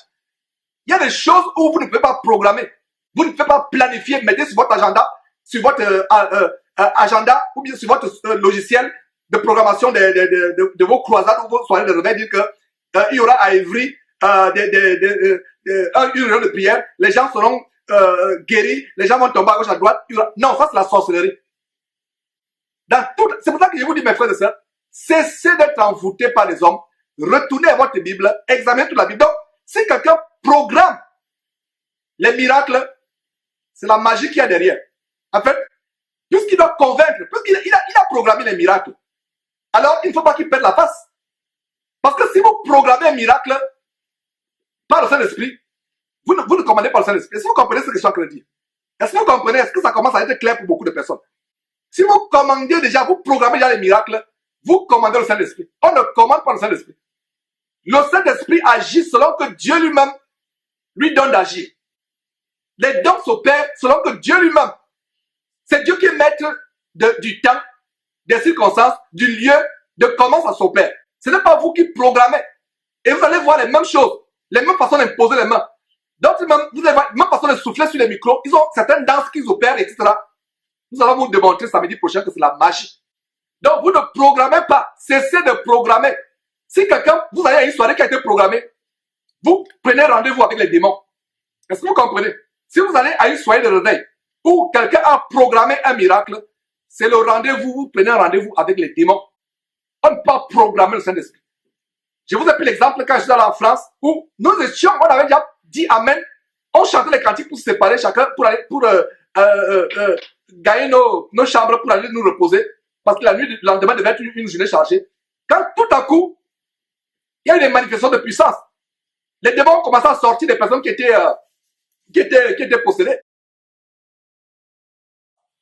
Vous voyez sur les sites, sur les pages, sur leur site internet ou sur leur page Facebook, vous allez voir super soirée de délivrance, nuit de réveil, à tel endroit, il y aura des miracles. Ils anticipent déjà les miracles. Il n'y a aucun verset dans la Bible où les disciples ou Jésus-Christ lui-même annonçait que dans telle ville ou dans telle ville, il y aura des miracles qui vont se passer. Le Saint-Esprit agit de manière pas prévisionnelle. Donc, si vous voyez déjà un site internet où quelqu'un annonce une soirée de miracles, c'est des miracles contrefaits. Vous ne pouvez pas contrôler le Saint-Esprit. Le Saint-Esprit agit. Nous avons été en France, j'étais en France dernièrement, et les frères en France, pendant qu'on nous étions en train de prier, une soirée, on était en train de se dire au revoir. On se disait au revoir, on chantait les cantiques pour se dire au revoir, et tout à coup, soudainement, la puissance du Saint-Esprit a commencé à se manifester, les démons ont commencé à sortir seuls. Les gens ont été guéris, les gens ont été délivrés. Peut-être certains auraient voulu que nous aussi, nous postions cela sur YouTube, qu'on ait une page. Et je vous assure, ces super apôtres, par excellence, s'ils cessaient de poster leurs vidéos de délivrance sur Internet, personne ne les suivrait. Beaucoup de gens vont vers eux à cause des miracles. Et c'est la même chose au temps de Jésus. Beaucoup de gens lui ont dit, Seigneur, fais-nous un prodige, fais-nous un miracle, montre-nous un signe. Jésus leur a répondu en disant, une génération perverse et adultère demande un miracle. Mais frère de sœurs, cette parole de Jésus-Christ, c'est ce que nous observons aujourd'hui. Des personnes qui ne sont pas prêtes à renoncer à leur vie passée, prêtes à dire adieu à leur vie de péché, mais vont à Dieu pour des miracles. En fait, ils vont à Dieu. Il y a d'ailleurs une émission que nous avons faite à savoir chrétiens prostitués. Les gens vont à Christ comme si, comme exactement ce que je faisais par le passé, et je le dis à ma propre honte aujourd'hui, j'allais vers des prostituées, me souiller, pensant connaître que Dieu, mais ne connaissant pas Dieu. Parce que quand vous connaissez Dieu, vous gardez ses commandements. Et aucune prostituée ne vous aime. La prostituée aime votre portefeuille. La prostituée aime votre statut d'avocat international, vos voitures, vos maisons. C'est ce que la prostituée aime. Le jour où vous tombez en faillite, le jour où vous n'avez plus cette profession, la prostituée décampe. Beaucoup de chrétiens vont à Christ comme s'ils allaient vers des prostituées. Ils ne sont pas prêts à suivre le Seigneur Jésus-Christ, à renoncer à leur péché, à renoncer au mensonge, à renoncer à l'adultère, mais ils vont tout simplement. Regardez même cette femme qui assiste au soirée de réveil, femme ou homme, regardez comment ils sont habillés comme de véritables prostituées. Et l'homme, l'apôtre par excellence, qui leur impose les mains à travers, et d'ailleurs, l'une des clés pour savoir si un passage est de Dieu ou pas, c'est regarder à quelle fréquence, la fréquence avec laquelle il impose les mains. Et il y a beaucoup de choses que nous allons vous montrer, mes frères et sœurs, lors de cette émission. Aujourd'hui, malheureusement, ce n'est que, malheureusement ou heureusement, malheureusement, pour ceux qui aiment les scoops, l'émission d'aujourd'hui sera tout simplement lancer la plateforme doctrinale, scripturelle, biblique de cette émission. Et quand nous revenons la semaine prochaine, c'est là où on va entrer en détail. Donc, ça, donc je dis, malheureusement, pour ceux qui viennent sur Jésus-Christ TV, seulement pour les scoops, aujourd'hui, nous allons vous amener à aimer les Écritures, à aller d'abord la parole de Dieu, étaler la fondation de cette émission. Et dans une semaine plaise à Dieu, nous reviendrons donc montrer avec images, avec documents à l'appui, comment la plupart de ces miracles qui se passent à ces soirées de réveil, ces miracles, ces croisades, etc., ces croisières, vous allez voir que la plupart de ces miracles, il y a autre chose derrière. Nous allons vous montrer cela avec vidéo à l'appui. Mes frères et sœurs, gardez votre balle à patience. si vous pensez que vous devez vous délecter aujourd'hui de ces choses. En fait, la première délectation d'un vrai chrétien, c'est quoi? C'est la parole de Dieu. Donc les gens disaient, voilà, Georges, pourquoi vous ne faites pas comme les autres, avoir des nuits de miracles, etc. On l'a fait pendant peut-être 2 ans. Il y avait des manifestations de puissance tous les jours. Et nous avons quelques vidéos de ces manifestations de puissance, mais on ne les publiera jamais. On ne les publiera jamais. Cette tendance de faire des miracles est l'une des manifestations d'un faux prophète, c'est qu'il publie, il rend public. Et quand vous rendez public, ce n'est pas vous qui devez publier. C'est quelqu'un qui doit publier. Par exemple, il est venu avec une vidéo cachée, une caméra cachée. Il a publié la soirée de délivrance. Et vous êtes supplié que la personne a publié. Dans toute la parole de Dieu, un prophète de Dieu n'avait pas fait miracle et annonçait aux gens le miracle qu'il avait fait. La Bible ne dit-elle pas que notre vous loue et dans votre propre bouche? Dites-moi un seul disciple de Jésus-Christ qui a opéré un miracle et lui-même s'est vanté. Ce sont les autres qui écrivaient pour relater cette histoire. Le livre, par exemple, d'Actes parle des miracles opérés par Paul, par Pierre. Mais dans aucun verset, vous allez voir Pierre venir dire que je suis allé au temple, j'ai dit au paralytique, lève-toi et marche, et voilà, il s'est mis à marcher. Et il publie ça dans toutes les églises à travers le monde. Mes frères et sœurs, je vous dis cela à votre honte, vous qui suivez les pasteurs, prophètes, apôtres par excellence, sans toutefois discerner. Où dans la Bible avez-vous vu un pasteur publier un miracle? Faire un miracle et annoncer à tout le monde. Même au temps de Jésus-Christ, quand il y avait un miracle qui se passait, qu'est-ce qu'il disait? Il disait, n'allez pas dire cela. Des fois, il leur interdisait d'aller révéler les miracles qui s'étaient opérés. Ou alors, dans d'autres cas, il disait, attendez un certain temps avant de publier les miracles. Donc, il y a beaucoup de choses. L'imposition des mains à travers les séances de délivrance spectacle. Et c'est des choses qu'on va vraiment développer point par point. L'émission de la semaine prochaine, après cette fondation que nous allons étaler dans quelques heures. Excusez. Le fait que les faiseurs de miracles s'en vantent. Vous voyez par exemple une vidéo où toute une émission, les gens viennent se vanter de leur miracle. Il y a une émission qui suit il y a quelques jours, un apôtre par excellence, qui vient se vanter des miracles qui se passent dans leur nuit de réveil. Il se vante et il se vante. Mes frères et sœurs, on n'a jamais vu, en Corinthiens chapitre 13 dit la charité, l'amour de Dieu véritablement ne se vante pas.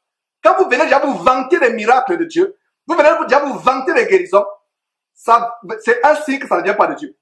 Et autre chose que je vais vous dire, mes frères et sœurs, pour ceux qui veulent d'abord des miracles spectaculaires, notre Dieu est un Dieu de miracles. Il dit dans Marc chapitre 16, verset 17 à 18, voici les miracles qui accompagneront ceux qui auront cru.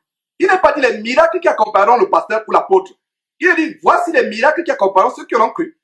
Au nom de Jésus-Christ, ils chasseront les démons, ils parleront une nouvelle langue, ils imposeront les mots malades. S'ils boivent quelques breuvages mortels, ils leur feront point de mal. Ils font des choses spectaculaires.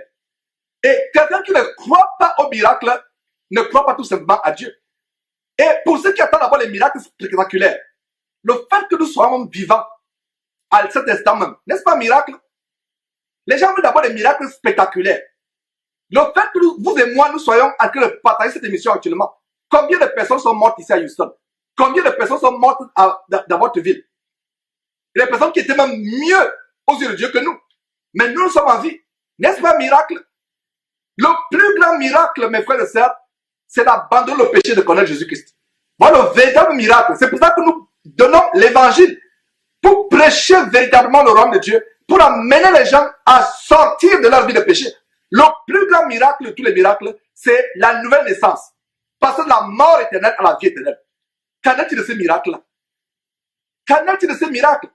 Et ces soirées de réveil dans lesquelles auxquelles les gens se rendent, mes frères, ces soirées de réveil, c'est quoi? Quand on filme, quand ça se passe, l'instant T, on filme, la caméra filme, et c'est la caméra que ces gens s'empressent à mettre sur YouTube. Un véritable homme de Dieu qui craint Dieu ne va pas publier les miracles qui sont passés. Peut-être quelqu'un d'autre va le faire à sa place. Ce n'est pas lui-même. Je n'ai jamais vu, à moins qu'il me trompe, montrez-moi un verset où quelqu'un a opéré un miracle et lui-même, il a déclaré. Même le Seigneur Jésus-Christ lui-même, il n'a pas guéri quelqu'un dans une ville et le lendemain, dans une autre ville, dire que voilà, je vous prêche la parole, voilà ce que j'ai fait hier. Non. L'apôtre Paul de sa propre bouche n'a pas dit les miracles qu'il a fait. C'est quelqu'un d'autre qui rendait témoignage de lui. Nous avons des vidéos où nous avons opéré plusieurs miracles. Si quelqu'un poste cette vidéo un jour sur Internet, ce n'est pas nous. Il y a 1000 fois, j'ai posté une vidéo d'une délivrance que nous avons opérée. Il y a un frère qui m'a dit, frère, je vois tes motivations, mais ça n'a pas lieu d'être sur Internet. Et il avait raison. Il avait raison. Donc, mes frères et sœurs, ce que je vais vous dire, c'est que quelqu'un qui fait une délivrance, qui guérit, soi-disant, et qui publie, mes frères, c'est que ça ne vient pas de Dieu.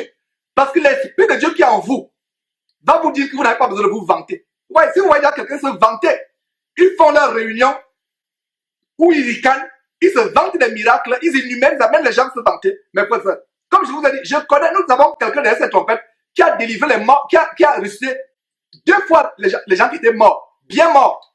Des personnes étaient mortes. Mais on n'en parlera pas. Je vous dirai même pas le nom de cette personne-là. Mes frères et sœurs, et c'est pour vous dire que nous ne faisons pas la publicité des guérisons, nous ne faisons pas la publicité des miracles, donc voilà un signe. Donc, les impositions des mains attendent à travers. Les délivrances de spectacles, quand vous voyez, l'attention est sur la personne qui opère les miracles. L'attention est sur la personne, ça devient un véritable spectacle. Retour sur l'esplanade du stade pour la célébration de fin d'année. Bienvenue en 2017. L'année où coule le lait et le pendant que les riches deviendront pauvres, les pauvres deviendront riches.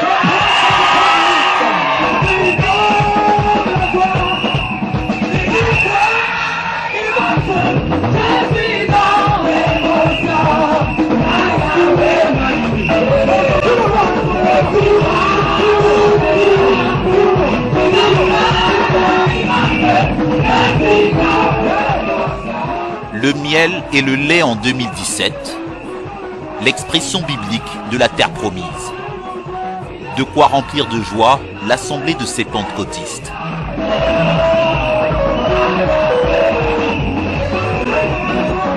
Dans un déluge de décibels et d'extase, dont ils semblent les seuls à avoir le secret.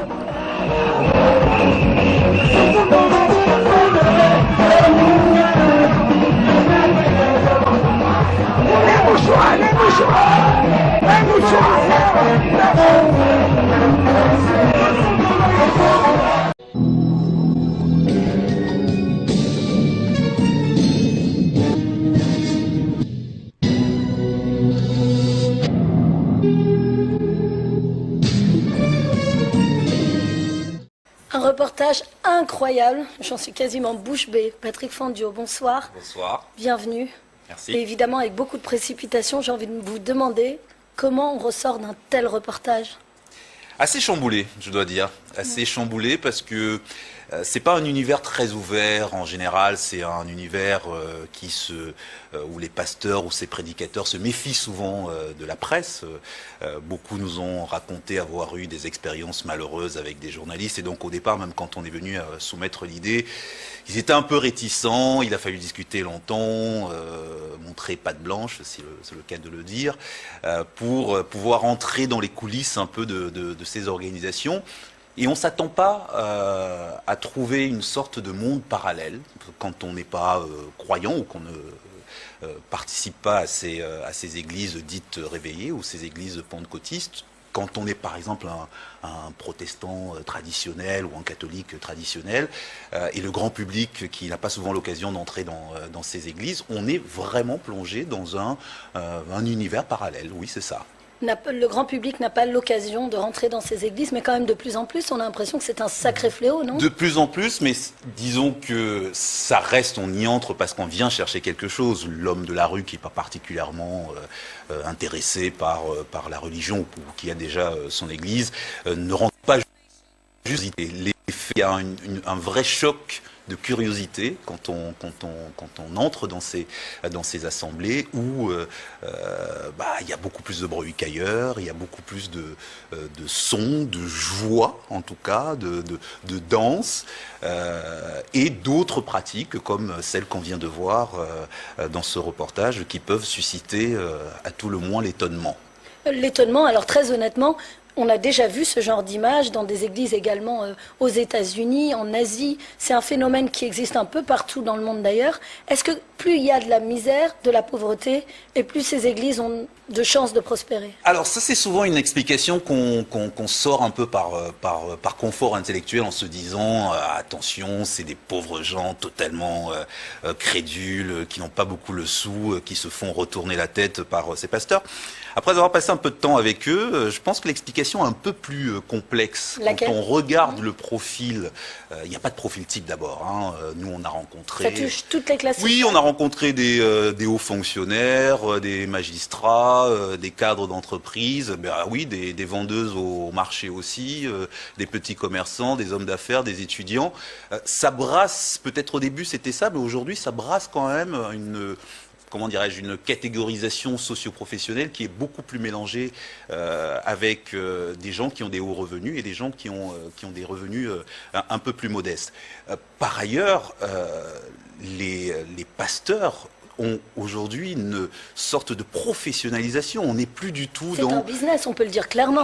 En tout cas, eux, ils le prétendent, ou en tout cas, ils se comportent comme s'ils avaient une entreprise religieuse, une entreprise spirituelle à diriger. On l'a vu avec Jonathan Camden qui a ses pasteurs, 108, qui coachent, qui sont envoyés dans des églises, qui ont On voit un beaucoup salaire. d'argent, beaucoup de billets. On voit beaucoup d'argent, mais ils expliquent très clairement et très clairement et très calmement que oui, comme dans toute entreprise, on a besoin d'argent pour faire tourner le business, entre guillemets. Comme dans toute entreprise, on a besoin d'argent pour faire tourner le business, mais là, si on fonctionne comme une entreprise, ça veut dire que le profit doit être important, le bénéfice doit être le plus important possible. Ça ils sont pas très loquaces là-dessus. Non, mais à partir du moment où on réfléchit comme une entreprise, je comprends qu'ils ne soient pas loquaces. Nous qui regardons ce reportage, on se dit que il y a la loi de l'offre, de la demande, et qu'il faut qu'il suscite davantage encore l'intérêt pour générer le plus gros chiffre d'affaires. Et qu'il faut qu'il y ait des marges qui soient intéressantes. Et qu'est-ce qu'ils font de leurs marges? Ce qu'on a vu beaucoup, c'est de l'immobilier.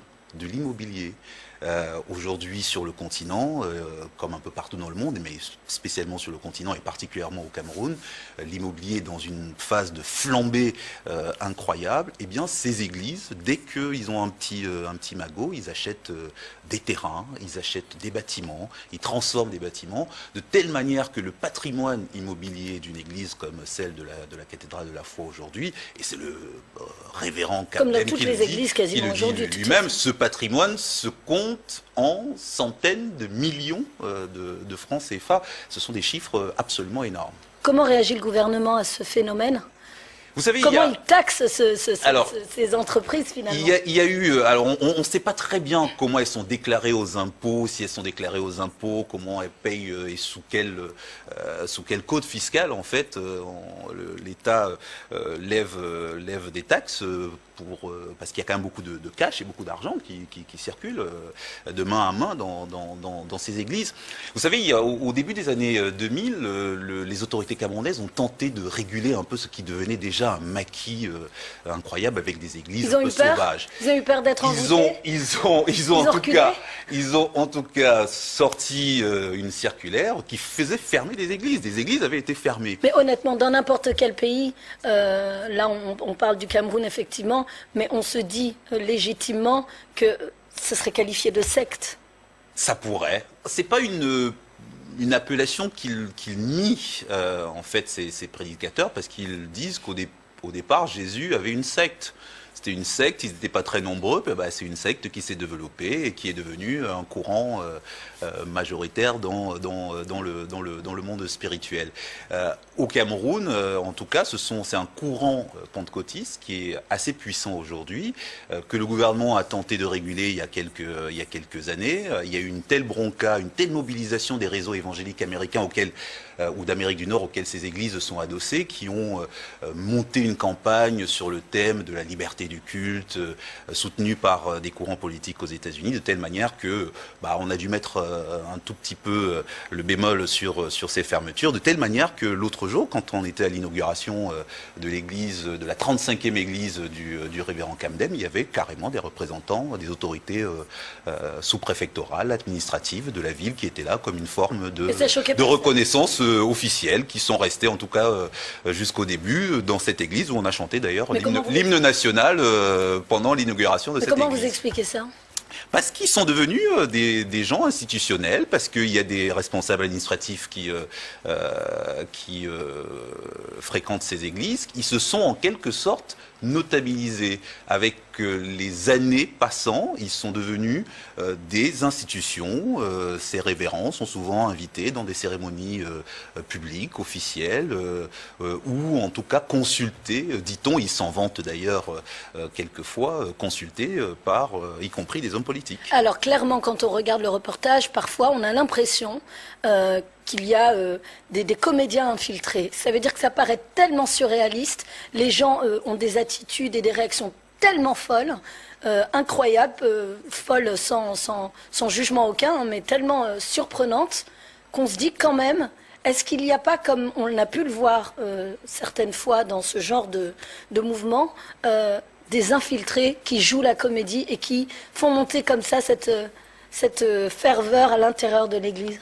Alors il faudrait mettre des caméras sur tout le monde, surveiller Mais tout le monde. vous n'avez pas eu Alors nous, l'impression ce qu'on a vu, en tout cas, c'est que au moins à 2 ou 3 reprises, sur des journées différentes, on a vu les mêmes personnes qu'on avait fini par reconnaître, la veille, le lendemain, le matin, le soir, des mêmes personnes être celles qui étaient, on va dire, assez extravagantes dans leur démonstration. Hystériques même. On peut dire ça, frappé par une sorte d'onction un peu complètement mystique. Et bien, quand on regarde quand même et qu'on voit qu'il y a exactement les mêmes personnes qui ont les mêmes gestes ou en tout cas ont la même manière de tomber ou de crier ou d'hurler, on se dit quand même que il peut y avoir un doute légitime. Un doute légitime, avéré même je pense, mais dans ce cas-là, c'est assez facile d'enquêter. Parce qu'à partir du moment où on abuse de la faiblesse de quelqu'un ou qu'on manipule, on tombe dans un domaine qui est quand même tout à fait contestable. Ça, les autorités ne peuvent pas laisser faire. Elles ne peuvent pas défendre les églises contre les individus qui, eux, s'appauvrissent, donnent leur argent et finalement ne voient pas leurs problèmes réglés. Vous savez, il n'y a pas de...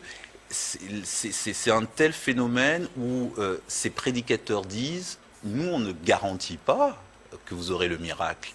On vous montre le chemin vers le miracle. » Ils font partie de ce qu'on appelle un peu l'évangile de la prospérité, qui est un courant, dans le courant pentecôtiste, le grand courant évangélique, où on considère en gros que Dieu nous aurait envoyé sur terre pour être tous riches, qu'il n'y a pas de raison que certains le soient et que d'autres ne le soient pas, et que finalement, la vie peut être une espèce de vaste casino où chacun a le droit de toucher le jackpot, ou en tout cas d'essayer de toucher le jackpot. Et que eux, ils sont un peu les croupiers qui nous emmènent et qui nous donnent la possibilité sans nous garantir, le succès final et la richesse finale. J'ai plutôt l'impression que c'est eux qui tirent le jackpot, mais une question comme ça, moi, qui suscite vraiment ma colère, c'est qu'il y a une contradiction incroyable dans ce reportage. J'arrête pas d'utiliser ce mot incroyable aujourd'hui parce que tout ce reportage est incroyable. C'est un mot qui va bien, incroyable, alors qu'on parle de croyance. Quand on voit des gens d'église qui sont là pour nous parler de paix, pour accompagner les gens à aller mieux, qui brandissent ces billets d'argent, qui les jettent devant des gens qui n'ont plus grand-chose parfois, parce qu'on a parlé des différentes classes sociales, mais il y a quand même des gens qui sont désespérés dans ces églises, et qu'ils jettent cet argent comme ça en l'air.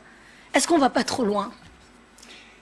Vous savez, quand je vous disais univers parallèle, quand on entre là-dedans, quand on entre dans cet univers, on est vraiment dans une espèce d'inversion de valeurs par rapport à ce que peut-être vous et moi sommes habitués à vivre.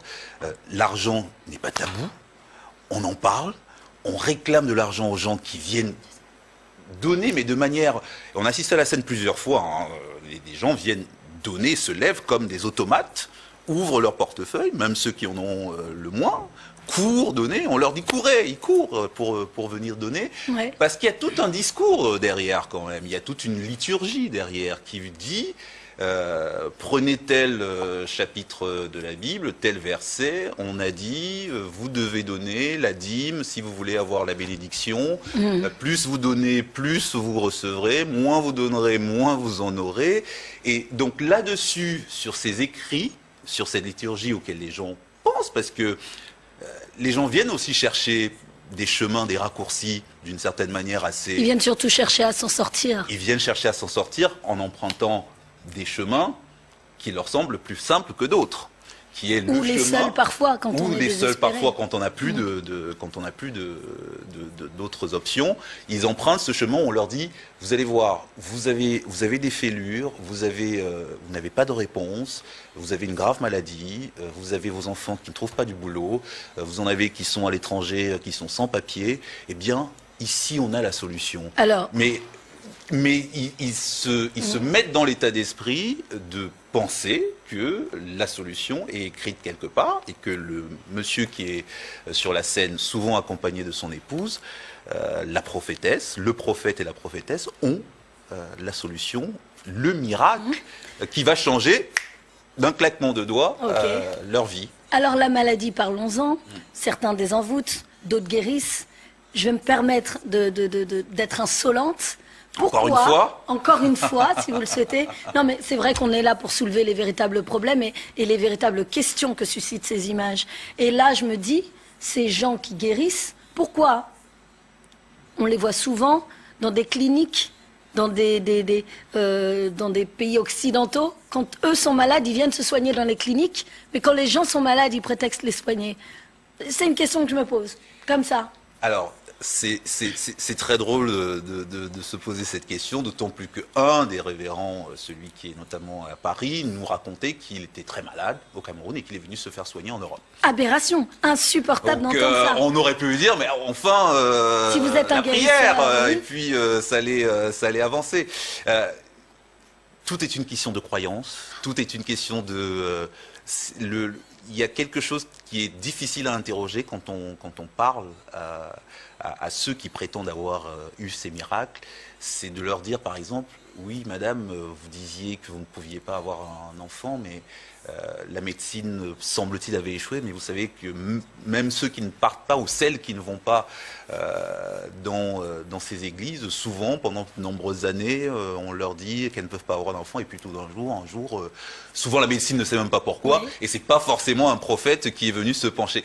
Ils sont d'une certaine manière, comment dirais-je, rétifs à entendre un autre son de cloche, parce ils deviennent redevables à leur église, à leur pasteur, à leur prophète, pour un miracle qui s'est peut-être produit sans que l'église ne soit en cause, quoi. Un son de cloche, comme vous le dites, très dangereux, parce que finalement, certaines personnes doivent rester dans la maladie et mourir, ou tomber gravement malades, alors qu'ils auraient pu avoir des recours à la médecine et se soigner très sérieusement. Ces prophètes ne guérissent pas de tout. En tout cas, si c'était le cas, ça le saurait. On demanderait un certain nombre de solutions à des maladies qui inondent le continent. Ils ont une responsabilité quand ils disent à un malade qui souffre d'un cancer ou du sida, par exemple, on va te soigner. Il attend désespérément de retrouver la santé. Et il ne prend peut-être pas ses médicaments. C'est un des points vraiment d'alerte soulevés par de nombreux médecins que nous avons rencontrés, qui étaient assez désespérés de voir, notamment ceux qui suivent des patients séropositifs, de voir, et nous avons parlé à une femme séropositive qui était dans une de ces églises, dont le prédicateur avait dit il faut arrêter absolument ta trithérapie, il suffit de prier, moi je guéris le sida, etc. les médecins au Cameroun, en tout cas, tirent la sonnette d'alarme sur, que ce soit pour des malades séropositifs ou pour ceux qui ont des pathologies lourdes, souvent, beaucoup, nombreux, abandonnent le chemin de l'hôpital parce que dans ces églises, on leur dit une onction, une prière, du miel, de l'eau bénie, et ça devient un vrai problème de santé publique sur lequel le système médical officiel, on va dire, en tout cas les autorités sanitaires, ne se sont pas encore suffisamment penchées. Sur le terrain, avez-vous eu la réponse à la question que pensent les gens qui ne sont pas impliqués dans ce genre d'église quand ils voient ces images, mais localement? Par exemple, au Cameroun, les gens, que pensent-ils de ce phénomène? C'est très clivant, c'est très clivé. Il y a, d'une certaine manière, ceux qui y vont, les fréquentent, les comprennent, et puis, d'une certaine manière, quand même, je dirais une bonne partie de l'opinion, voire l'opinion majoritaire, les considère juste comme des escrocs, ces pasteurs. Il y a un terme au Cameroun pour désigner les escrocs, c'est les fémanes, quoi. Hein, c'est un terme qui date déjà de quelques années. C'est la fémania, c'est ces espèces d'escroqueries à la camerounaise. Pour une bonne partie de Camerounais, ce sont des arnaques, des escrocs qui profitent juste d'une situation politique ou sociale un peu complexe, un peu compliquée, où des gens cherchent des réponses, où des gens ont souvent besoin de réponses, parce qu'ils ont des fêlures, parce qu'ils ont des accidents de la vie, parce que ils ne comprennent pas ce qui leur arrive, ou ils cherchent une explication. Et pour la plupart, pour en tout cas un bon nombre de Camerounais, ces prédicateurs surfent uniquement sur cette quête de réponse, sur cette quête de sens, dans un monde chamboulé, dans des univers du quotidien. Mais est-ce qu'ils prennent la parole? Est-ce qu'on les entend publiquement prendre la parole vraiment, pour protéger la population? Pas vraiment. On sait, il y a quand même certains, et on l'a vu, hein, certains préfèrent témoigner un peu à visage découvert, parce qu'on prête aussi à ces prédicateurs une puissance importante. Donc les gens ont peur de dénoncer le phénomène. Souvent. Donc on les qualifie d'escrocs d'un côté, mais en même temps on a peur certains ont porté plainte. Nous on a vu passer des plaintes qui ont été adressées.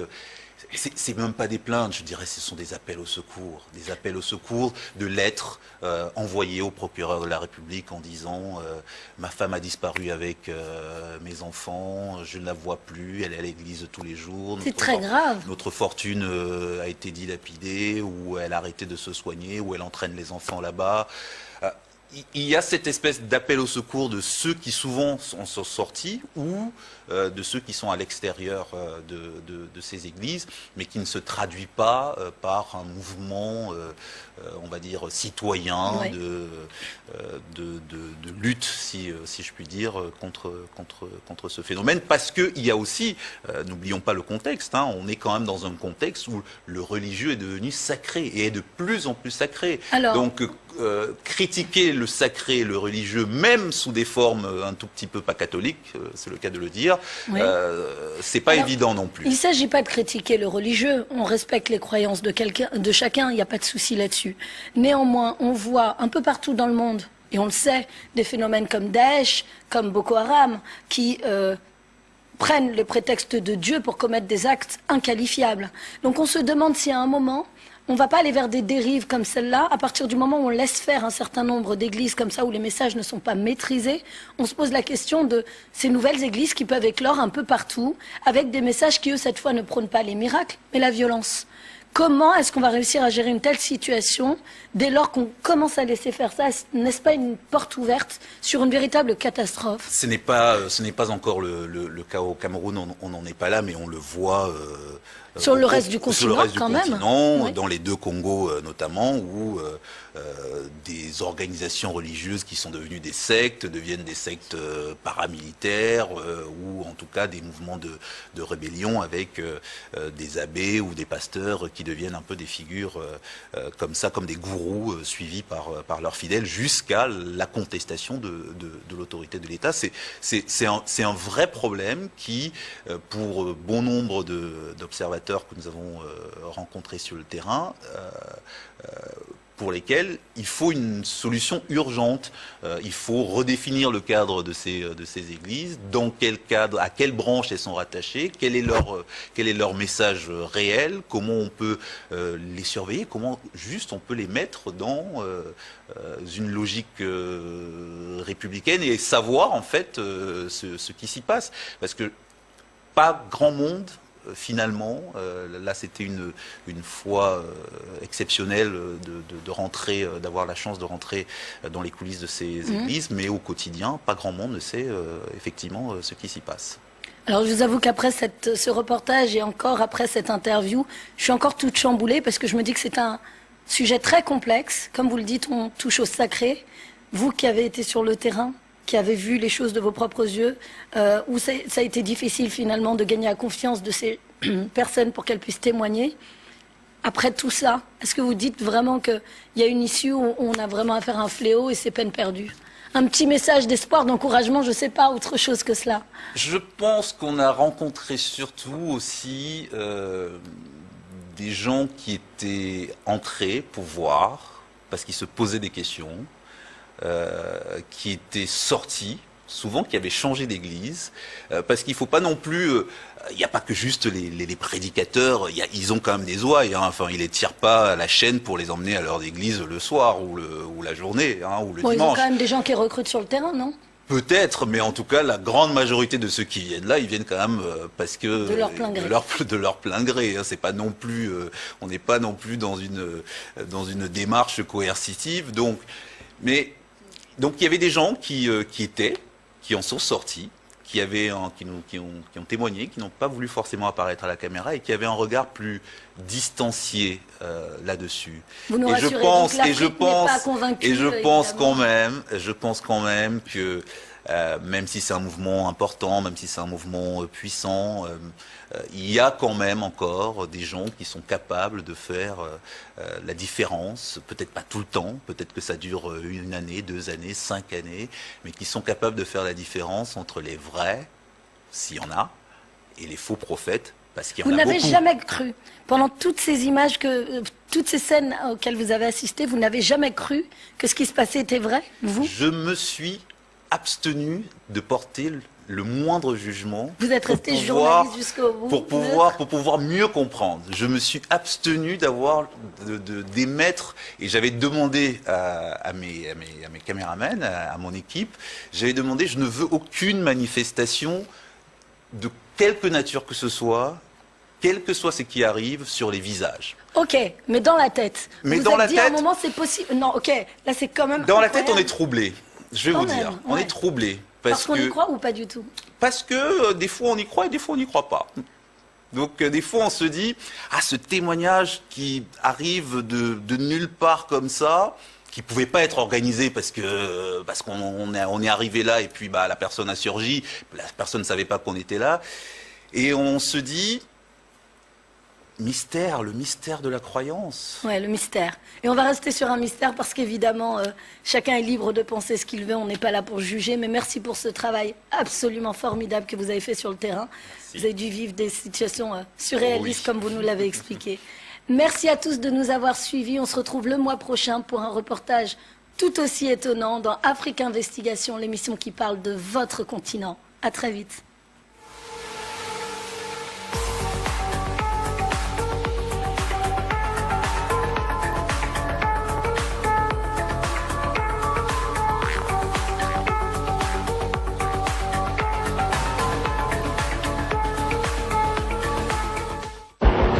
C'est tout. Ne manquez pas de vous abonner à notre chaîne YouTube Jésus-Christ TV, en cliquant sur le bouton s'abonner, juste au bas de la fenêtre de cette vidéo. Ainsi, vous recevrez automatiquement nos nouvelles vidéos, et vous ne raterez aucune. Vous connaîtrez la vérité, et la vérité vous affranchira. Jean 8, 32.